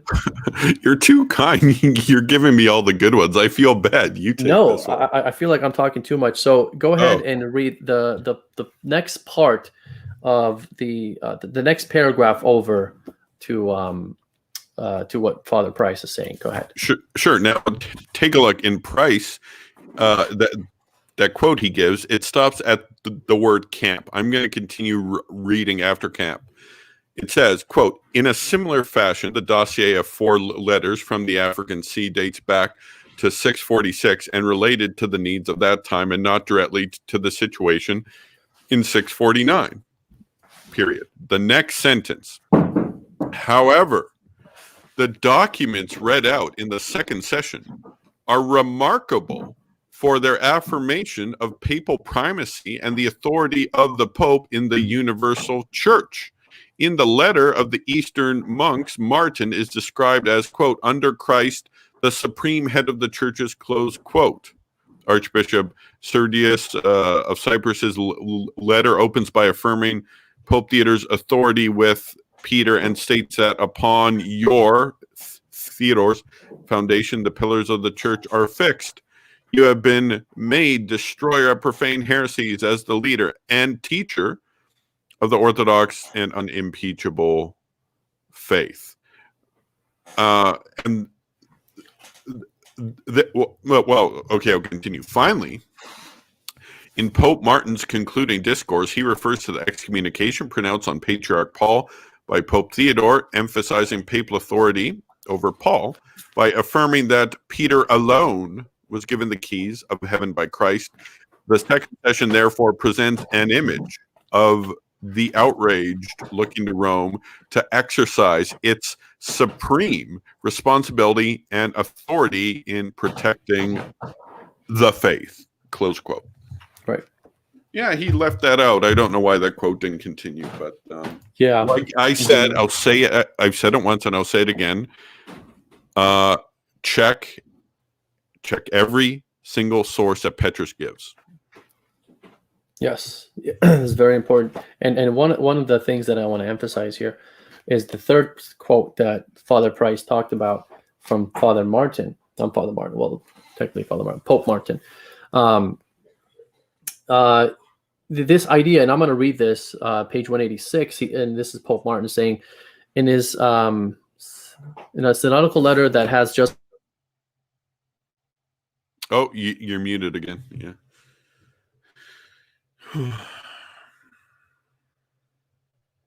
Sorry about that. All right. So in his synodical. What's the viewer count at, by the way? I can't see it on my end. Right now we have 24 watching. We had 28 earlier. Yeah. Wow. So, in a synodical letter that has just been read, Victor, the most devout bishop of Carthage, has both made us aware of his ardent zeal and displayed his most becoming modesty. His zeal in boldly arraigning and accusing before our apostolic see that outlandish innovation, and in using his letter to give us precise information about the protests of all the Christians on its account and the continuous groans of the devout bishops. Alarmed to no small degree, as he has written, by the inventions and concoctions that Bishop Paul of Constantinople has ratified in opposition to the true faith, and also his humility, as is appropriate, in not presuming hitherto to treat him as excommunicated, but calling him fellow bishop, until such time as he may learn of the judgment passed on him by our apostolic authority, which is to say that of Peter, the head of the apostles, who alone above all others was deemed worthy to receive in trust from the King of Kings, Christ God, the keys of the kingdom of heaven, so as to open it deservedly for those whose belief in the Lord is orthodox, and to close it to all the unorthodox heretics who persist in this heresy. So in other words, this is Pope Martin writing, saying... What page is that on? Sorry? That's page 186. Okay. Yeah, that's what Father Price is quoting there from, but I just want to read the whole thing.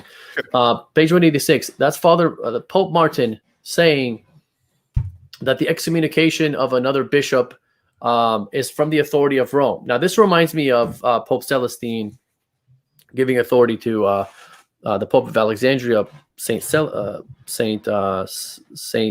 of Alexandria, to excommunicate Nestorius by the apostolic authority of Rome. And here, Pope Martin is doing it himself. He's excommunicating another bishop by his own authority. And not only that, but he is saying this because of what Christ instituted to Peter. So he's saying that authority that Christ gave to Peter is here, belongs to me as Pope. And so I have the authority to excommunicate another bishop. That is nowhere to be found in Eastern Orthodox ecclesiology. The Pope has no authority to excommunicate anyone without the consent of the whole church, right? So I just wanted to make that point here. And here we have a saint in the Eastern Orthodox Church. His name is Pope Martin, who was a saint in both of our churches, who is doing the very thing that the Eastern Orthodox say he can't do. Now, the answer to that is, well, there's nothing special about excommunicating somebody. There were patriarchs that excommunicated each other all the time, right? Now, here's the difference. When the Pope of Rome excommunicates someone, at least to the Pope himself, to the Pope, his idea is he's just communicating him from the whole church, right? And so because he has this authority and a responsibility to govern the church universal, and his actions that pertain to the universal church are effective for the whole church, not just for the Roman See, right? And when the other patriarchs are excommunicating each other, they have this idea that I'm no longer in communion with you directly, right? Yeah. But they don't have this idea that, now this person is removed from the true church, and now I belong in the true church without this bishop or this patriarch I excommunicated in a universal sense, right? So there's a fundamental difference. And one thing I want to say is we always have to look at the claims of the West and the claims of the East. A lot of times we have this idea that we have to see how the East accepted the West's claims. But as if the West's claims is not important unless the East accepts them. Now, what about the West? The claims they're making. Pope Martin is making a claim. And all the other popes that made a claim prior to him, like Pope Leo the Great, Pope Gregory the Great, they make these claims that are very authoritative. And they think that they have this authority in the church, that they teach the whole church. They have authority to govern the whole church. Now, those are saints in the Eastern Orthodox Church, right? So why are those claims ignored? And what's accepted is some Eastern bishops that reject that authority. I don't understand that part, because if you have two claims, then the claim is that one of them is apostolic, right? Well, why do you assume the East's rejection of the papacy is the apostolic one? What about the apostolic claims that the Western bishops are making, or the Western popes are making for themselves? Why is that ignored? Well, and I just want to say, I told you this on Thursday, but there's a guy I was dialoguing with in DMs. I won't say his name, but we have brought him up in this stream. I'll just say that much. And I was trying to, this guy was an Orthodox catechumen. I'm quoting a bunch of church fathers that believed in the filioque. And then he goes, but those are Western saints. Yeah. And I'm like, I thought the church was universal. I mean, right. kata whole, according to the whole, means universal. Right. Yeah, that's a good point. Yeah. And I see that all the time. It's almost like when they read the Western popes, in their mind they're reading Roman Catholic authors. Well, and at the same time they'll say, "Oh, the West was Orthodox for the first millennium." And have you ever heard a Catholic, when debating an Eastern Orthodox or debating anyone, say he's an Eastern father, his opinion doesn't matter? No, we never say that. Yeah, right. We believe that the East, Saint Athanasius, was just as Catholic or Orthodox, how you want to say, as Saint Ambrose. You know, there's no difference. It's universal. Right. Absolutely. And so now we're going to move on to the next part, which is the last part of the show today, that we have the Cyrus, the Pope of Alexandria, addressing Sergius, the ecumenical patriarch, with these words. And this is where it's going to get a little fun. But before I do, I just wanted to, I think he's an Eastern Orthodox here. His name is Shining Diamond. And that's not Ubi Petrus, if you guys are wondering, at least to my knowledge. He says, Elijah already got handled by Craig on the Immaculate Conception. I want to put that here. And I just want to address this real quick. First of all, I know this is a little off topic, but I went into that show thinking that we were only going to deal with Saint John Damascene's Dormition writings. I didn't have the other ones prepared.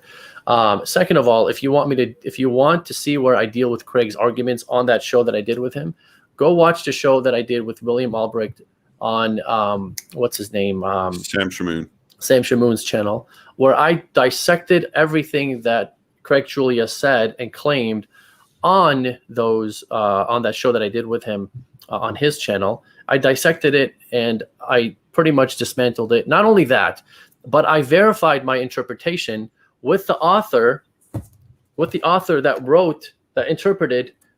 translated the book that we're dealing with on the Dormitions.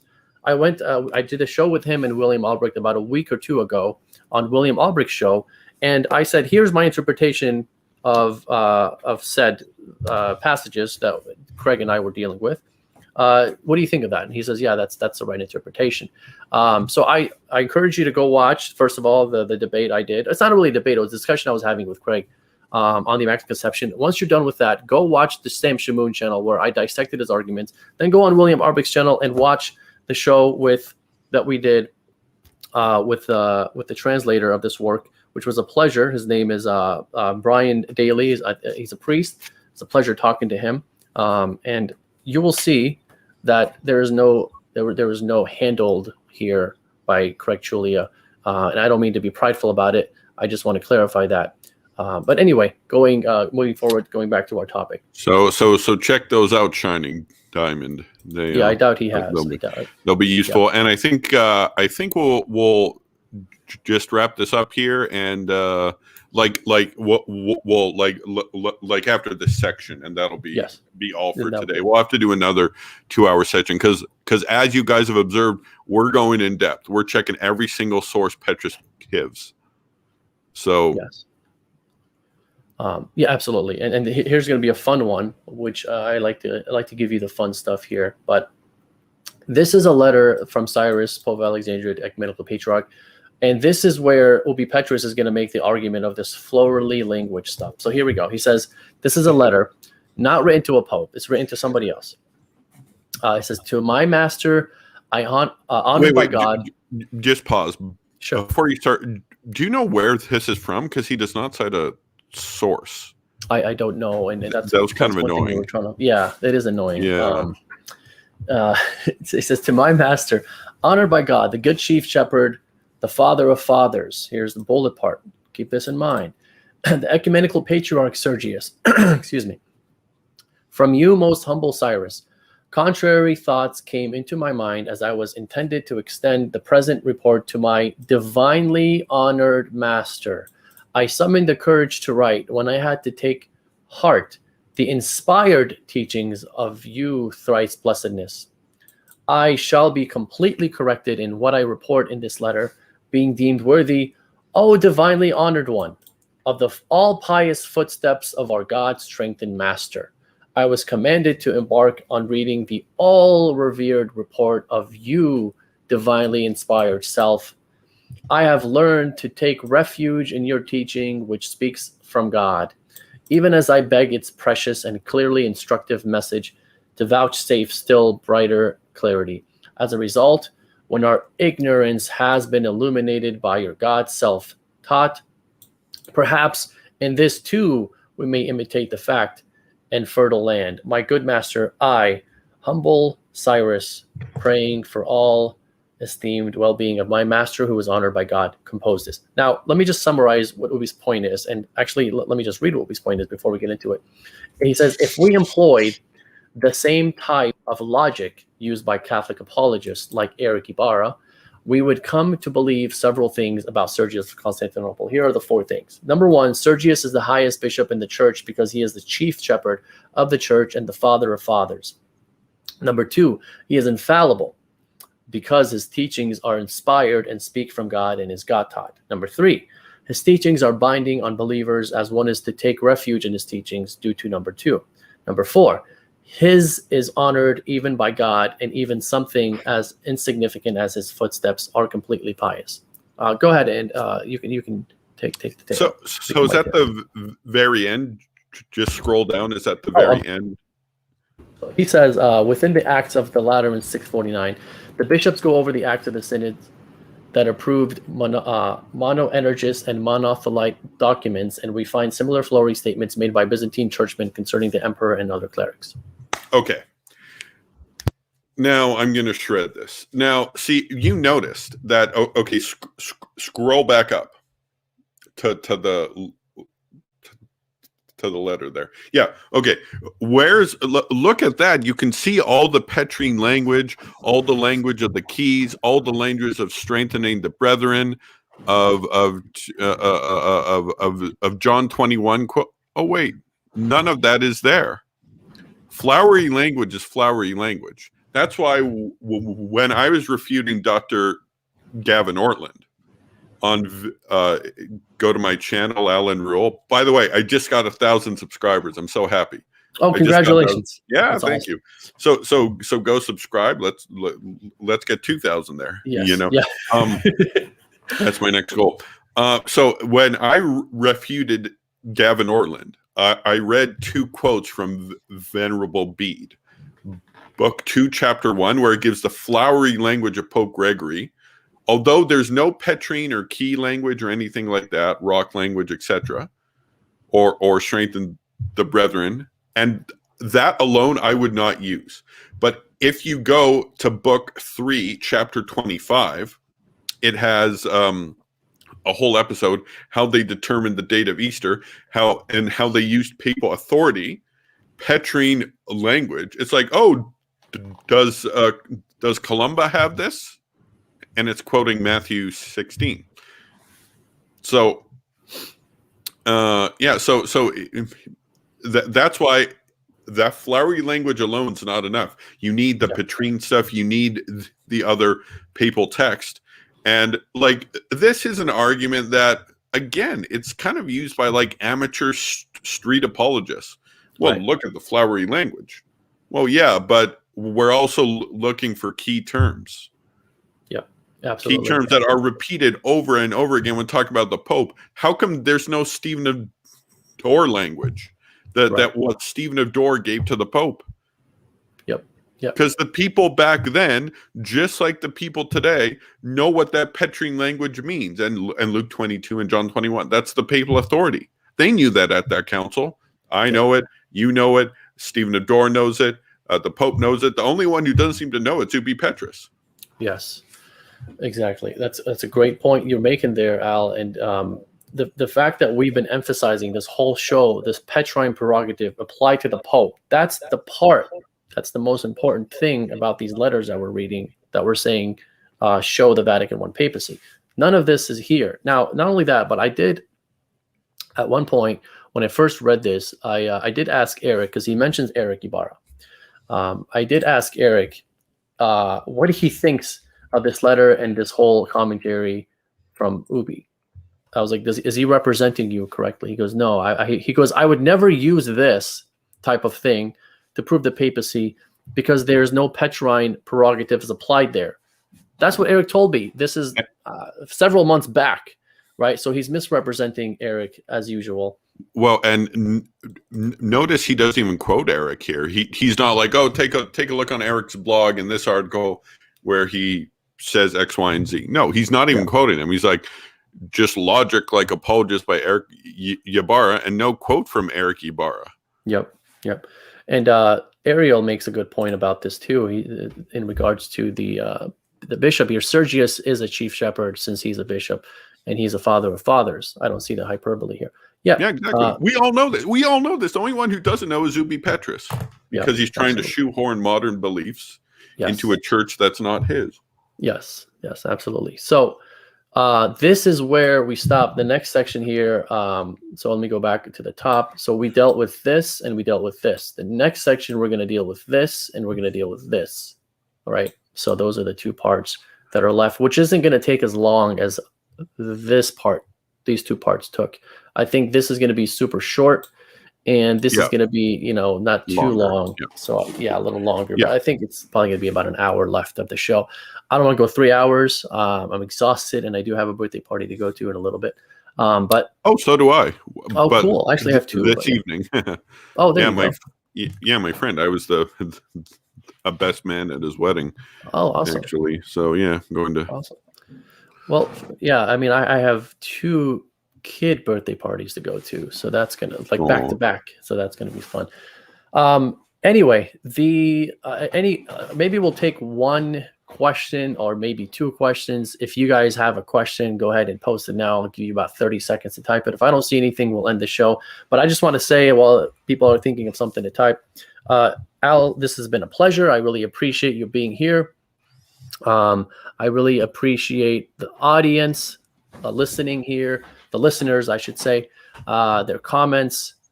Please like, share, subscribe, and don't forget to go on YouTube, type in Allan Ruhl, and subscribe to his channel. And let's get this man another 1,000 subscribers. He deserves it. He has some great content. Go check out his channel.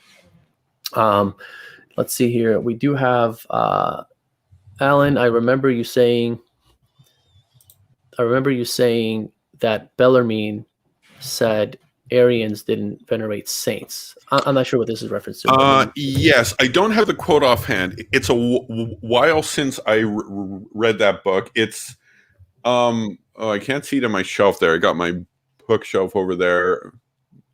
Okay, can't see it. Saint Robert Bellarmine's book on purgatory, translated by Ryan Grant, who's doing a lot of good translating stuff. That's the book where it talks about it. I don't have the quote offhand. It's a couple months since I read the book, but that's a book you need to check out. It's not that expensive. So he just put this here, so I don't know if that would help. Okay. So that's where he's like, but if you want all this stuff, it's Saint Robert Bellarmine's book on purgatory, and that is one of the best books I've ever read on the faith. It makes me want to pray for the dead more and more, and now every week I pray for the dead. Like I just imagine people on fire getting a bunch of water dunked on them. I see that, and it's become a part of my prayer life as soon as I read that book. It's a great book. Wow. That's beautiful. Yeah. And then we have another question here, which I don't know the answer to. Maybe you do. He says, was Pope Clement V election valid since he was friends with Philip IV and Philip kind of hated Templars? No, it was not invalid. Because, I mean, why would you say, oh, okay, I'm friends with a bad guy? And King Philip IV of France is one of the most evil men who ever lived. We all agree with that. And but the entire idea, because of the whole problem with Pope Boniface and King Philip IV, they knew they had to elect a French pope or a pope that's friendly with King Philip to try to salvage the situation, not allow it to get out of hand, because Philip IV was not backing down. So that was a strategic election by the cardinals to elect him. And in they may have had a good idea, they may have had a bad idea, but regardless, they voted for him. It was not under duress or anything. So no, it's a valid election. Yeah. Yep. Amen. So and let's see here. Let's see what else we got. Do you know the answer to this from Ariel? I don't know much about this, but we're an Arian is also inclined towards denying the perpetual virginity of Mary as well. Yes. Yes. Now I couldn't give you specific references offhand. That would be something to ask William Albrecht. Yeah, absolutely. He's the expert on this. I think Saint Jerome, when he was debating with Helvidius, it mentions how Helvidius was an Arian.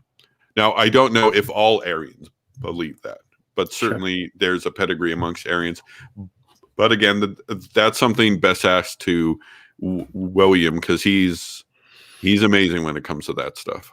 Yeah, absolutely. And basically wrote a book with Father Kappas on Father Mary, and a lot of it was on the perpetual virginity of Mary, but it was more biblical than patristic, but it's one of the best books that you can find on the topic. I highly recommend it. And then here we have Elijah, who's an Eastern Orthodox, who says, is purgatory like an actual place? What would you say? Yeah, and let me say something, Elijah. If you want to learn about, I'm talking to Elijah Hallberg, not. Oh, I'm sorry. Go ahead. Yeah. Okay. So Elijah Hallberg, if you want that book, get the book by Saint Robert Bellarmine on purgatory, because that is the most important thing.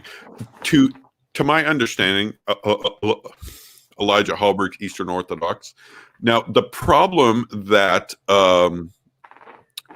most Eastern Orthodox have with purgatory is that there's fire involved. Like most Eastern Orthodox believe in a post-death, pre-heaven purification, but there's no fire involved. That's the controversial thing. And St. Robert Bellarmine tackles that in his book. I know St. Augustine says there's fire, or there could be fire, like he acknowledges a possibility. And I think he quotes other fathers as well. Like that book on purgatory is excellent. So the short answer, purgatory is a natural place. The long answer, get St. Robert Bellarmine's book on purgatory, published by Mediatrix Press, translated by Ryan Grant. Amazing book. In fact, if you want to wrap up, I'll just try to find the book here. Sure. And I'm just going to post this by Kyle Marks. He says, I miss about 30 minutes around 12:15 to 12:45. What did you talk about? I have no idea what exactly we talked about in that specific slot, but I highly recommend going back and watching it. And I think Kyle is probably just being funny here, which I always enjoy. Kyle's comments, he's always hilarious on here. So there's the book. So what is that book called? Elijah Hallberg. Okay. Very good book. Amazing book. Sweet. And tons of biblical and patristic evidence and evidence from ecumenical, tons of evidence for purgatory. It's a great argument for purgatory. It's a shame that this stuff was not translated earlier, back in the 1990s when James White was having some success against our apologists. He won't now, but now he's too afraid to debate William Albrecht on the doctrines of Mary, because James White knows if he loses a debate on Marian doctrine, he's finished, because he like pretty much each time he talks about the Catholics, he mocks the doctrines of Mary. Right. So you know that when he finally loses a debate on the Marian doctrines, he's finished. He has no credibility. He barely has any credibility left as it is. But once that happens, it's even worse. Yep, absolutely. James White's golden years are over. I don't know if he ever had golden years. He had some okay years. Well, but yeah, they're certainly over. They're certainly over now. Yeah. I was just looking at Ariel's comment there. If you want to put that up, Jamie. Yeah. Always appreciate Ariel's comments here. James White being possessed. This is one of my biggest agreements left with the Diamonds. Thomas. Well, he's got a fanatical hatred of the Catholic Church because, as Sam Shamoon pointed out, he's trying to refute the perpetual virginity of Mary coming from Hank Hanegraaff, and he's like trashing the Catholic Church while he's so Hank Hanegraaff isn't even Catholic, but he's so anti-Catholic. Sorry, that was just Thomas's comment. Yeah, he's so anti-Catholic. All he sees when he hears the word Mary is Catholic Church. Just. Yeah. Yep, absolutely. So, well, again, I appreciate you being on, Al. Looking forward to doing a part 2 with you.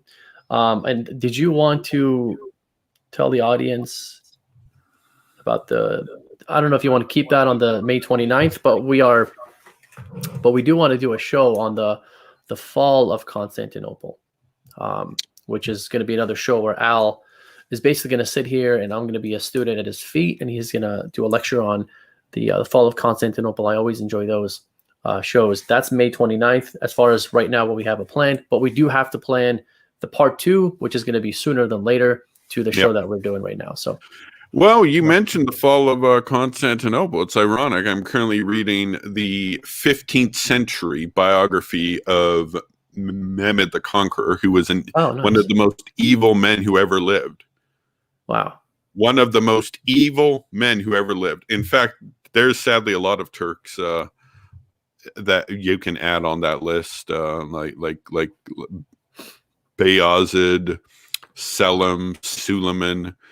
And also the Kemalists as well, because although they weren't Islamic, they were super evil.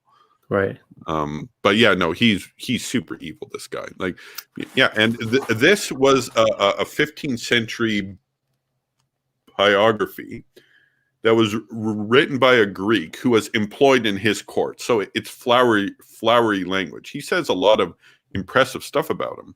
But what we're going to do is not take his opinions, take the historical facts, take the statement that he made when his troops were finished looting Constantinople. And there's also a comparison to 1204 here. And what was his statement? You'll have to tune in May 29th when we're going to do a show, presumably at this time at 10 a.m. Yeah, 12 p.m. Eastern, 10 a.m. I don't know what time that zone that is. So do you have any idea when the follow-up to this show will be? Well, we'll talk off air because I don't have a date in mind, but I do want to do it sooner than later because everyone got this show in their mind. I don't want it to be like too long from now where people forget the points we're making and all that stuff because it is continuous. But we'll talk off air. And other than that, I think that should do it for today. Again, I appreciate you being on, Al, and I appreciate all the listeners. Please like this, please share this, and please comment. The more you comment, the more this goes out there and people can see it as far as the Google algorithms go. So feel free to comment on there. And keep in mind, if you've learned nothing else, check every single source that Ubi Petrus gives. Yes, check every one of the more important things. Absolutely. Well, God bless everyone, and everybody have a great rest of their weekend. God bless.